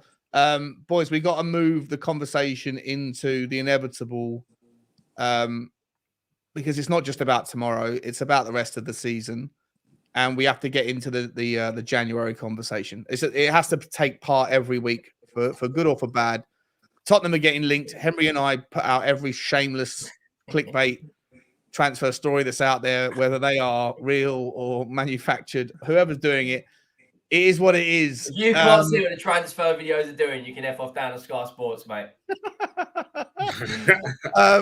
We have to kick into, like, let's presume that we do well tomorrow.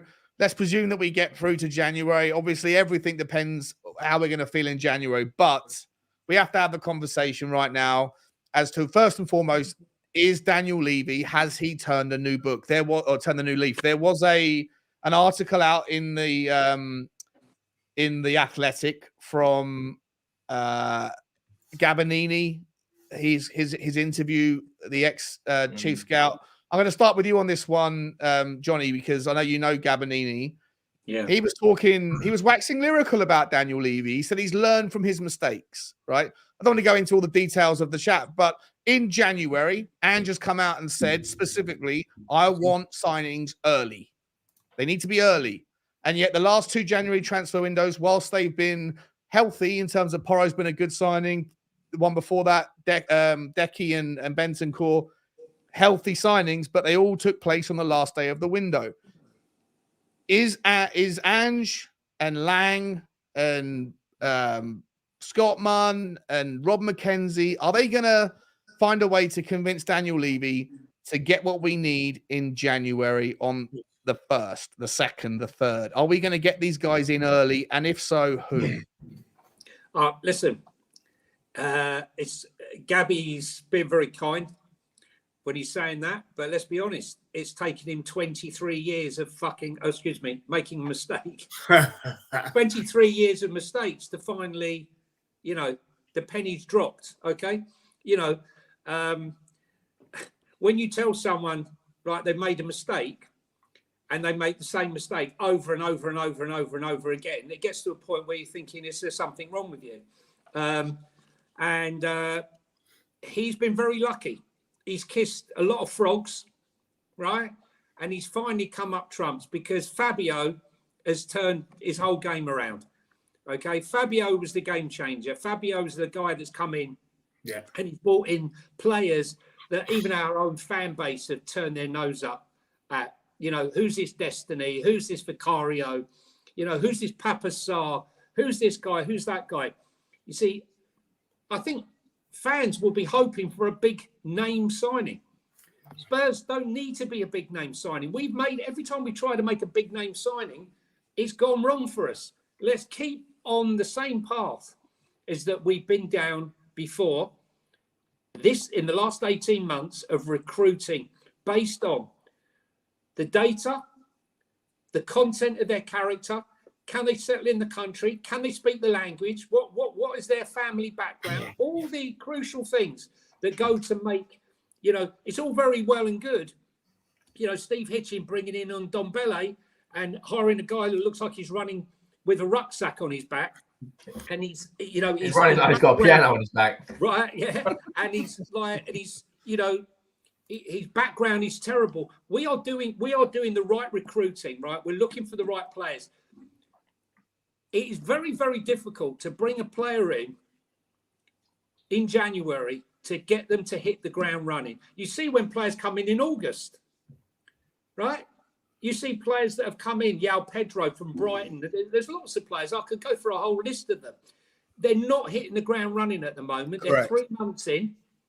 So even if you get them in January, it's hard to push them. I remember, I didn't make any bones about it. I said that Pedro Porro cannot defend.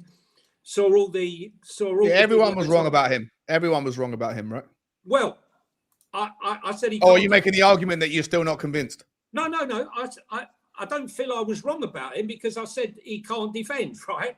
And he came in. But he's proven he's getting better. My point here is that I didn't believe he could defend. Looking at the data, I thought he was more effective going forward than he was at the back.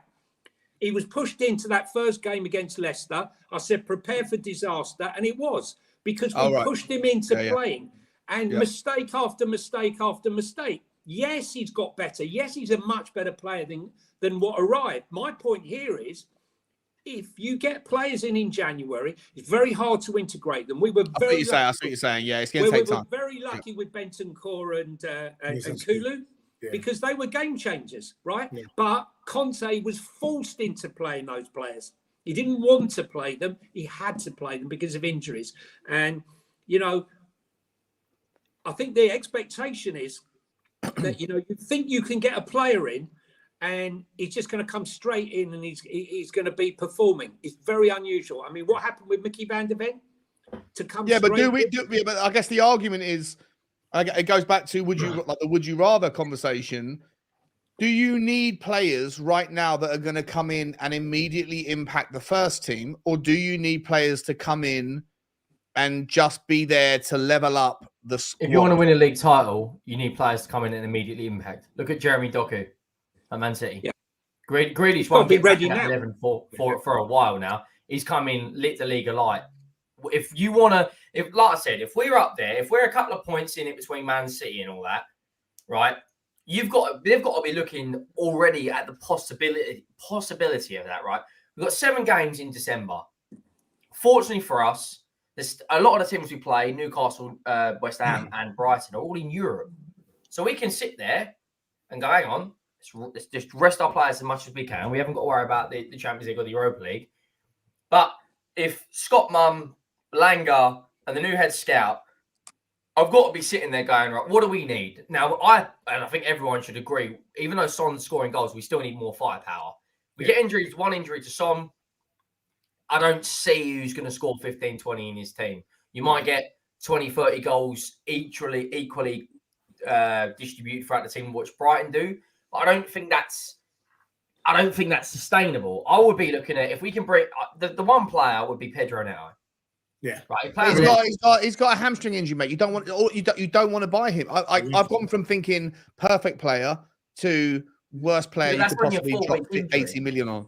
It's only a 4-week injury, though. We're not going to spend. Look, we're not going to spend. This is his third hammy, mate. It's his third hammy. Spend the money. It's like justifying spending 90 million quid on Reece James if you. Okay, so you don't look at him. You look at someone else. Then this is where we've got. Look at Brighton, right? Brighton always use the data model to go and bring through gem after gem after gem after gem. But the problem what Brighton do is they bring them in and think, hang on, in 18 months, 2 years, we can sell you on because you're going to be better. We need to find a gem that is ready now. So that's where, Villa struck gold when they got Watkins. He come into the team, completely become the number 9 for a few years. I mean, I'm not going to lie. I don't know what you guys think about Watkins, but I'm looking. But listen, look, can I tell you, Henry? Too much money on him. I've got a player at Brentford, and I used to watch Watkins when he came in, right? His work rate is unbelievable, right? when they had Ben Rama, Tony and Watkins. Yeah, he was unbelievable at Brentford, right? But what Emery's done for him, he's told him, look, I don't want you working across the line, right? I want you to concentrate on getting in the box and putting the ball in the net, which is why his goal has gone up. But what I'm saying to you is it took him a while to get in. And what I think is, when you look at someone like Mateus Nunes, right, that they signed at Man City, £50 million, really good player. If he was at Wolves now, he'd be playing every game. What I'm saying is integrating him into a team straight away is very hard to do straight away, to bring them in. So, to answer what Sean says, you can cut the learning curve, Johnny. Yes, by bringing him in straight away, but getting or going after players that are ready-made either via the league, they've got experience in the league, playing possession, playing the system, Exactly, Henry, 100%. The thing is, what you got to remember is when you are the buying club in January, it is a really difficult time to be a buying club, because the selling club will only be looking to sell if he can get what he wants, if it's suitable for them to sell, i.e. it's not going to cause them trouble, or they're not in a relegation fight. And if they do need the money, they're not keen, right, to let the player go at the beginning of the window, because they want to create interest to drive the price up. So if you go after a Gift Auburn, for example, like I said down there, and we put in a bid of 20 million, they're not going to accept that 20 million pound at the beginning of that transfer window. They're going to hope. No, I get it. I get it. They're going to try and drag it out. You're always paying over the odds in January, but that's part of the furniture of doing business. Get them across the line. It's hard. It is what it is. Just going on Johnny's point, I think Johnny is right. I think so far though we have been fortunate, because we're pretty much playing with players who've just kicked the ball in the Prem and they're doing all right. So fingers crossed we're able to do that again. But if we had, fingers crossed, everything was to go well, we need another defender. Someone of the Mark Gee of Crystal Palace, that kind of ilk, where I think he's ready to come in and be a starting centre-back. You look at Trossard on the bench for Arsenal, you're scratching your head, because he deserves to start. But that's the sort of quality that we need to be able to be bringing on the pitch. We definitely need a striker. And look, we know that the market is tight. Unless we're going to go out and get someone from the Bundesliga, I think there's some players in the Prem who can fit our system. Awoniyi, for example, Nottingham Forest. Someone who's on the pace with the way that we play football, give it to him on a sixpence, hopefully bang it in. That's what I'm saying. So we need a striker and we need another midfielder. I really do think we need If Madison, Well, let me ask you about that, mate. Madison, Let me ask you. Madison. Do you think? I think we've had this conversation a couple of times. Henry and I have at least, but I'm not sure I've got. Actually, I think I did have it with Johnny as well. But for those of you in the audience that haven't heard it, and I want to hear Deji's opinion, has Højbjerg, because Højbjerg is a name that's been touted, is he wants out, he wants to go and fight for his place or whatever. But I see a guy who actually is a consummate professional who will fight and do whatever is asked of him and pull in the same direction. And I personally have seen enough out of him in the Fulham game when he played the 90, in the last 30 against Luton, in the last 20 against, or last 30 against Crystal Palace. In the last 3 or 4 games, I haven't seen a guy who's waiting for his move. I've seen a guy who is just, you can rely on him to do what's requested of him. And I think Henry made the really good point a couple of days ago on a show. He said to me, sorry, Henry, it wasn't you. It was Dave. Dave said on Tuesday, he said on Devil's Advocate, he said, what do you do even if you can get 35 million quid for Højbjerg, even if you can? That's what we were saying. Who can you? And Johnny was part of the show. Who can you get that's better? And I went away and looked on Scout, and I think he has a good point. And I think Johnny made a good point summarising the same thing. I'm not sure you can go and spend 35 million quid and get a better player. I don't think you can, and I've been quite disappointed hearing from some of the Spurs fans who have been saying they're quite glad to see the back of Højbjerg. I think he's been a soldier. I think I'll go as far as to be, and that's what I'm talking about. Maybe he's not better than Basuma. That doesn't mean he's not good. He's a good backup player for a Basuma. For me, when I even went as far as to say, because I was so worried about the yellow card, that I didn't even want to see Basuma start against Palace. I was quite happy for Højbjerg to start, just to keep him intact for the game against Chelsea. No, I think he was a quality player. And actually, he had a pretty blinding season last season. Got a few goals from midfield under that goals and assists. From goals and assists under bloody Conte in that crappy system. So no, Højbjerg is a quality player. The only cover we need is if Madders gets injured, we need a number 10. Someone who can feed the ball, because you can see we've been crying out for years for a number 10. We could all see it. We brought in the number 10, and now we're starting to see that the puzzle. And Lo Celso's not the guy for you. And Lo Celso isn't the guy, unfortunately. I like him, but he's not the guy. Get a number 10, get a striker, and get cover for, because I'm scared of the day that people keep talking about Romero. Van de Ven. Yeah, if Van de Ven gets injured, we are finished. Do you know what I'm saying? So let's get a decent centre-back cover who's equally able to start, like a Mark Gee. Tosin for me. It's Tosin for me. What's that? Tosin for me. For me, it's Tosin. He's 6'5". He's quick as shit, and he's a typical Ange type of player. The problem we have is he wants to play first-team football. If we were in Europe, if we were in the Champions League right now, it would be much easier to get a Tapsoba or a Tosin to come to the club, because they know they're going to be playing every week. If it ain't the Prem, they're going to be playing Champions League, right? Right now, we're playing less games, as I said before, than any other player. But when you look in January, I was going to say to you before, when we look in January, and we're missing Sarr, Basuma, and Son, and we are playing. We've got 2 FA Cup games. We got Man United away, Brentford at home, Everton away, Brighton at home, and Wolves at home. In January. Those are the games that those 3 players look likely to and miss. Son. Yeah, those 3 players. Oh, sorry, yeah. Yeah, so those 3 players, we're going to miss 2 FA Cup games, Man United away, Brentford at home, Everton away, Brighton at home, and we could also miss the Wolves home game. That is massive. So can I just put something out there to you guys? See what you think. This would be two or three scenarios for me for my ideal January, right? I'd get rid of, I don't know, you guys are going to turn your nose up, but I'd get rid of Højbjerg and Lo Celso, go and buy Douglas Luiz, right? He's not coming. £45 million, well spent, can play the 6, can play the number 8, 6 goal contributions in 11 games. He's not going to leave Villa though, is he? Well, why not? Why not? Mate, if you want an all-rounder, I don't want an all-rounder. He'd play my number 6, 100%. Yeah, He's slow as a coach, mate. No, he's not. He's not Yes, slow as he a is. coach. No, he's not. Douglas Luiz is. Douglas having a Luiz, purple it's just patch, mate. he's He's a in a Villa purple player. patch. It's because He's he's a a Villa purple player patch. and you have an Purple agenda patch. against Villa. Listen, mate. You can't understand what Douglas Luiz isn't doing, mate. You can F off down Villa Park. He's just got a He ain't Brazil he ain't that great. He ain't that Listen, great, bro. Right, We so need he a has more utility. goals than anyone in our team other than Son, and he's their DM. Yeah, purple patch, mate. Purple patch. Purple patch. 5 goals in 11 games playing DM. Listen, we need what we need is a utility player, a player that can play various roles, and that's Gerstrude, right?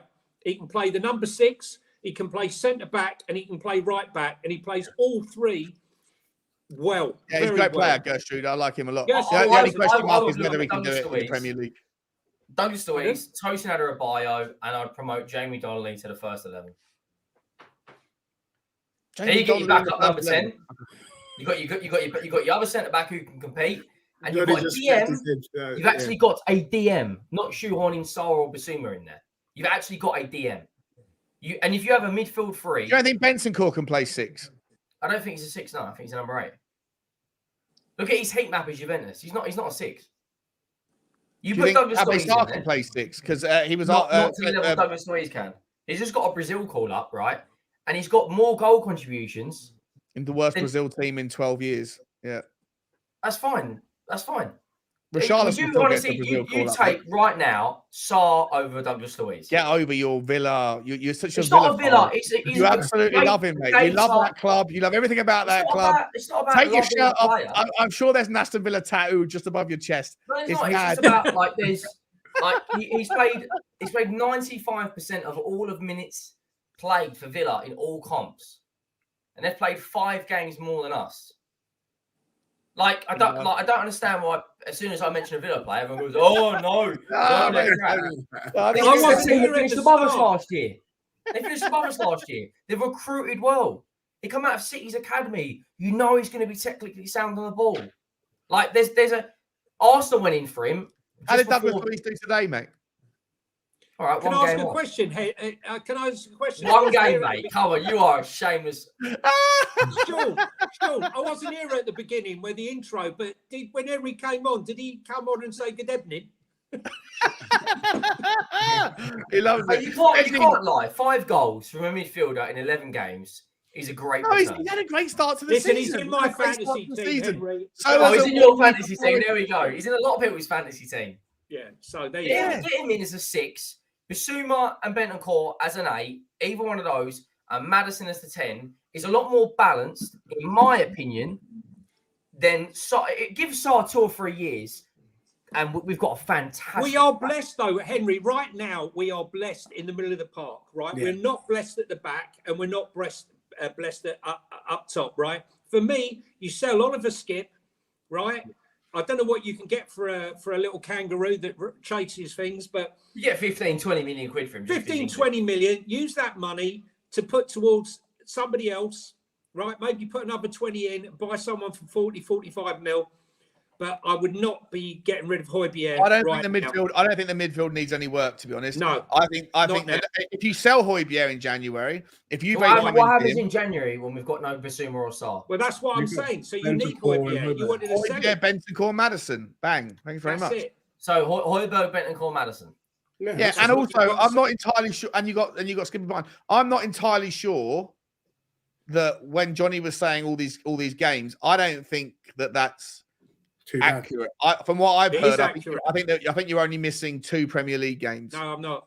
It's accurate. And the FA Cup, the likelihood is we will get unless we get incredibly unlucky, we will get lower rated teams, which is when you give the likes of Jamie Donnelly a run. If we're playing flipping Leyton Orient at home, you give Jamie Donnelly a run out. You still play a strong team, but you maybe take out a left back or a right back here or there.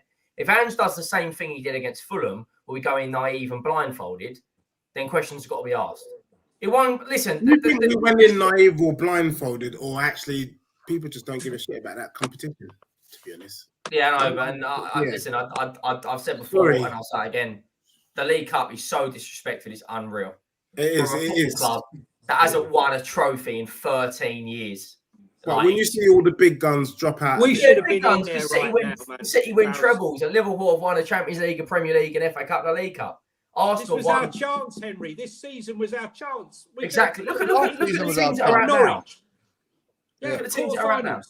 Yeah, we've been. Hang on, let's just to round it off. We got 10 minutes. Deji, have you got to go, mate, or have you got? We're literally rounding off in 5-6 minutes. Have you got? All right, cool. I'll hang in there. Go on. All right, hang in there, mate. I appreciate you so much. Douglas settings, mate. You're staying into the end. Buster Douglas settings. Stay in power, man. Listen, I just want to get a take from all of you, just to be clear, so I can clip this up and put it in the clip bank and bring it out later on when I need to. Clip bank. So Henry's making the statement that he wants Tottenham to spend 45 million of our very hard-earned money. It wouldn't be 45 million, though. Douglas Luiz and Højbjerg. It'd just be 2 out, 1 in. But in a world where you can sell Højbjerg, in a world where you can't sell Højbjerg or he doesn't want to go, would you rather just convince him to stay and then put the money elsewhere? No, because his heart's not. You're not going to convince him, mate. He wants that Simeone run through a wall manager. Listen, that's what he wants. But Johnny, just 2 seconds. I want to come to each of you just to round so I can get clarified clarity on what it is that Henry wants to see in January. So let's say you got 100 million, which is massively punchy for January anyway. 100 million quid. And that's, like I say, top end. I doubt we're spending anything like that. Let's say 75. Half the budget on Douglas Luiz. No, so I would go 15 million and go and get Tosin Adebayo. Okay. I think 15 million with 6 months left on his contract would be That's fair. fine. Yep. Right. I'd promote Jamie Donnelly to the first 11. The numbers, it's about time there was a pathway to the first 11 for an academy player. In the last 20 years, it's been Skip, Legley King, Winks, and Campbell. That's it. Everyone else has kind of been loaned out, hasn't worked, or whatever. Now we've got a manager that knows how to play football. And you think Donnelly's more ready than Alfie Devine was before he got sent off to Port Vale? Absolutely. Yeah. Okay. The numbers this guy's putting up in a under 21 team is absolutely insane. No argument. You slowly integrate. Give him a few minutes here or there. Can I just say, Henry? The one thing is, I've got to tell you, Sean will tell you how much I advocate, Donnelly, but the level of Prem 2 is poor in relation to playing. In relation to playing, I mean, look at Alfie Devine. He's gone to League One and gone to the Championship. He's gone to League One. He's further ahead than Donnelly, maturity-wise, probably. And yet, even he's not getting massive game time. It's a massive jump. I hear what you're saying, but it's a massive jump. But do you not think in the FA Cup games, when we've got the likes of potentially Leyton Orient or Wimbledon or Wycombe, wherever it is, that's why we should have been in the Carabao Cup. I absolutely, disgrace. 100% agree. It's a disgrace for me, though. Hang on, wait, Johnny. Tosin Adebayo, right? Get the clip. Yep. If I've only got 75 million quid, then I'm not signing Douglas Luiz. Okay. But the point I was making is my ideal window would be more than that. If I've only got 75 million, I'm bringing in Tosin Adebayo for 15 million quid. Yep. Right. I still would promote Donnelly. Okay. Right. And I would look at a forward that can play across the front line. Which is? Well, the guy that I put up earlier, you all turned your nose up, Pedro Neto. I like him. I like Pedro Neto. I just worry about his problem is, I tell you though, I would go out and get the Korean forward from Wolves, and I cannot remember what his name is. Wang. 6 goals in 11 games, playing in a stinky side at Wolves. I can play left, can play right, can play through the middle. They're not gonna. We know Levy loves the Korean market, right? Number one, it's not gonna cost the earth. I reckon you pick him up 25 million quid. He played like a load of Wang last year. He's only now turned into. but Wolves are horrendous football team. He's a good finisher. 6 goals already for Wolves in 11 games. I don't think that's a bad return at all. No, it's wonderful. There's no one scored more games. Anyone saying we're going to get Vlahovic? No chance. Absolutely no chance. Don't want it. Right, so you're going for Neto and we're not going to get Neto because they're going to want 60 million. We're not getting Neto. We get Tosin Adebayo. We bring in another forward that can play. Jota, something like that. Would you like to take Jota? I'll get Jota from Saudi Arabia on a free. Yeah. No, he'll come on loan. Come on loan. All right. Let's say we pay £5 million loan fee. If there's money left over, then you go and get Douglas Luiz. Okay. Right. The disrespect. Everyone's saying Chiesa. Like we're talking about getting a player. He's had an ACL injury. Johnny, your two. I know you're Right, desperate. mine are very simple. Tosin, 75 million. Who'd you spend it on? I'm not even spending that amount of money, right? I'm Daniel Levy's wet dream, right? All right. I'm only getting I'm getting Tosin with 6 months left on his contract. I'm getting Jota on loan, right, until the summer. And you're getting Douglas Luiz. I like the way you think. Right, and basically, I'd get Gerstruder because he can play as a 6, he can play as a centre back, and he can play as a right back. So he covers 3 positions, and we need a utility player, and he's brilliant at all 3. So my total spend is probably 40 million. Because what about Naki Williams? Do you like Naki Williams? No, actually, I'll tell you who I like. I do quite like Robinson. We spoke about him from Fulham. Anthony Robinson from Fulham, yeah. Yeah, on the player. left. But, you know, again, do we need to spend that money in January? No. I don't think it will cost that much, but I think he's a class player. But I don't know if we'll be able to tempt him. No, I think he's on his way to City. Yeah. No, I don't want us to do what Arsenal did last season. Arsenal last season had the opportunity to take their misses to Nando's, and they took their misses to Dixie Fried Chicken. Let's not do the same thing, all right? Because there's an opportunity to spend and get it right, and if we need to spend and get it right, then let us spend. So for me, I'm going with Mark Gee at Crystal Palace. I know it's a little bit expensive, but we need players of the same. That's your whole budget spent, mate. That's your whole budget spent. If you got 70 bar, that's what it's going to cost. I'm just putting. They won't even sell you in. But you might be able to find other players that of that kind of level. But I think we need a Mark Gee type player. Striker, I think we could poach our need that type realistically off. I like him. I wouldn't mind him at all. I think he's up front. I think we could get him for about 30 mil. And then I like a Neto-ish Jota type player. Neto, Jota, whichever one, I don't mind.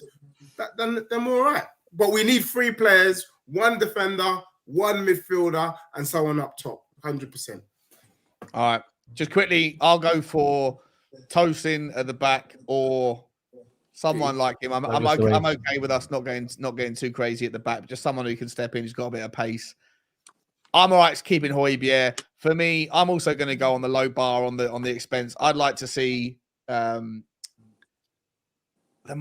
man Andreas Skov Olsen from Bruges. I'd like to see him. I think he'd be absolutely sensational. What about Santiago Jimenez?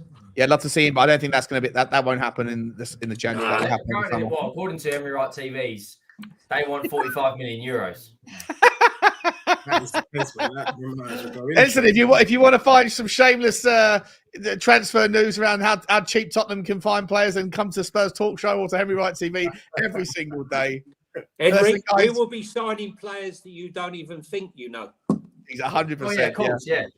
Just around it off. Noosa, I would be signing Noosa. Yeah, Antonio Noosa, interesting player. Bit of a one-track pony at the moment, but he's young enough to be able to adapt. But he's super good at what he does. Being Abhishek, sorry, mate, it's been a while. I've been waiting for the right moment. He needs a 30-minute Villa and Emery slander from Henry. What is that? Is that 40 denaries? What is that? 40 something. I'm not sure what it is. Rupees. 40 rupees. Yeah. He's going to pay 40 rupees to get Henry to do a 30-minute Villa and Emery slander. Appreciate you, mate. I've just given a manager a bit. Do you know what started my prop of Emery? It's the way Arsenal fans treated him. I like Emery, Henry. I like Emery as well, mate. Well, you detest him because he's Villa. Mate, if you can't see what the chat is doing, then you can put down the sensitive alley, mate, because everyone knows you're a true Villa fan. You're a Villa file, you know. It's okay, mate. It's okay. You know, just show us your tattoo. Show us your. He's got his maroon shorts. He's got his claret shorts on underneath there. I never knew Henry to get so wound up, but he doesn't like it at all. Donovan Osterreicher. Wound up. I just think it's funny. Yeah. You look a little bit wound up by it. Donovan, mate, massive shout out to you. Thank you for becoming a channel member. Love you, mate. The shirt, I'm sorry, buddy, I haven't posted it yet. I'm going to post it on the way to the Chelsea game tomorrow, so I will send you the tracking number. It's going to be over in Canada. In no chair comments tonight, Sean. No chair comments tonight. No, I've only a few, but people telling me that Elton John's phoned. He wants his armchair back, and the David Furnish, mate. David Furnish did that chair. 100%. Blaine, definitely big up, Blaine. How you doing, mate? Congratulations on becoming a 3-month member. Really appreciate you, my man. Thank you all for your support always, buddy. And Tim Man 007 coming in with a late one. Guys, we desperately need cover for Madison. If he gets injured, we have zero creativity. It could be a huge problem. 100% Tim Man. Agreed. We've just gone through some answers for it. Guys, I want to thank you all for being a part of it. Deji, I know you got to jump, mate. I'll let you go first. Where can people find you, buddy? Yeah, no, thank you. Great show tonight. Great discussion. Come on, you Spurs. Let's get the win tomorrow. But yeah, you can find me Instagram, Deji Spurs, YouTube, Deji Spurs. But yeah, thank you and see you again next week.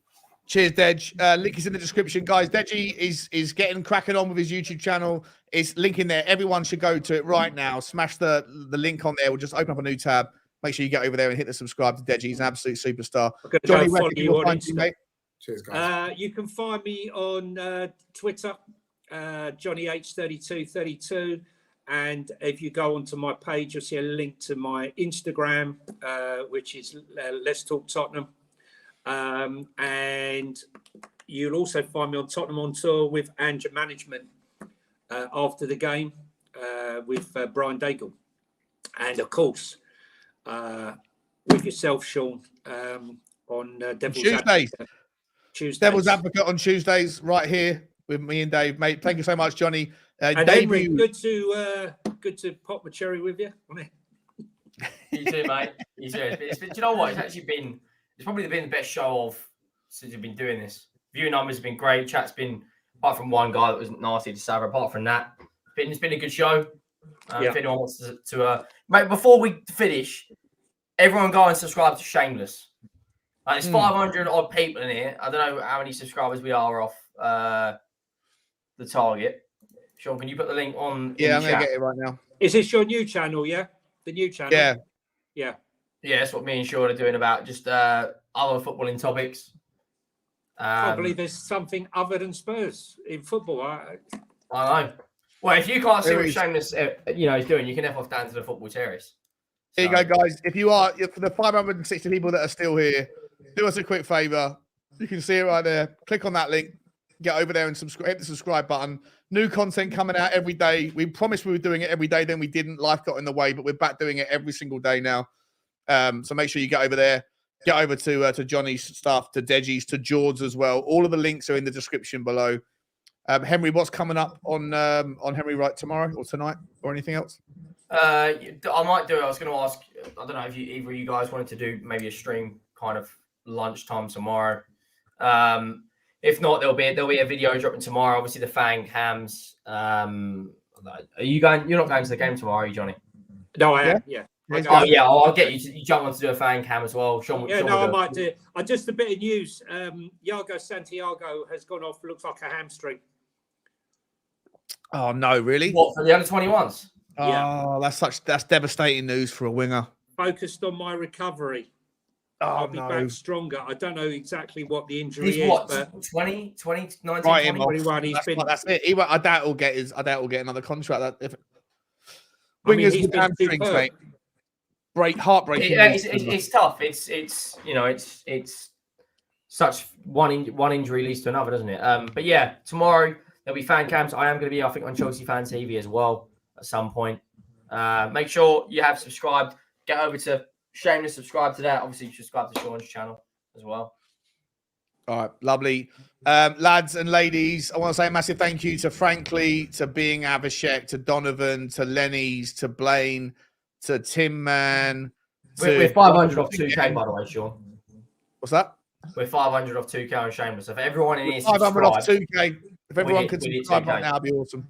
What are you on Twitter? Henry Wright TV? Are you? Yeah, that's it. Yeah. Just quickly, guys, we're about to leave off, but we are going to send you over to this man, Savage channel, Football Heritage TV, where you're going to get your next 2 hours of football content and all about Tottenham.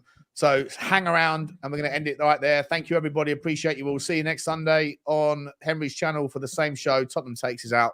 And as always, come on, you Spurs.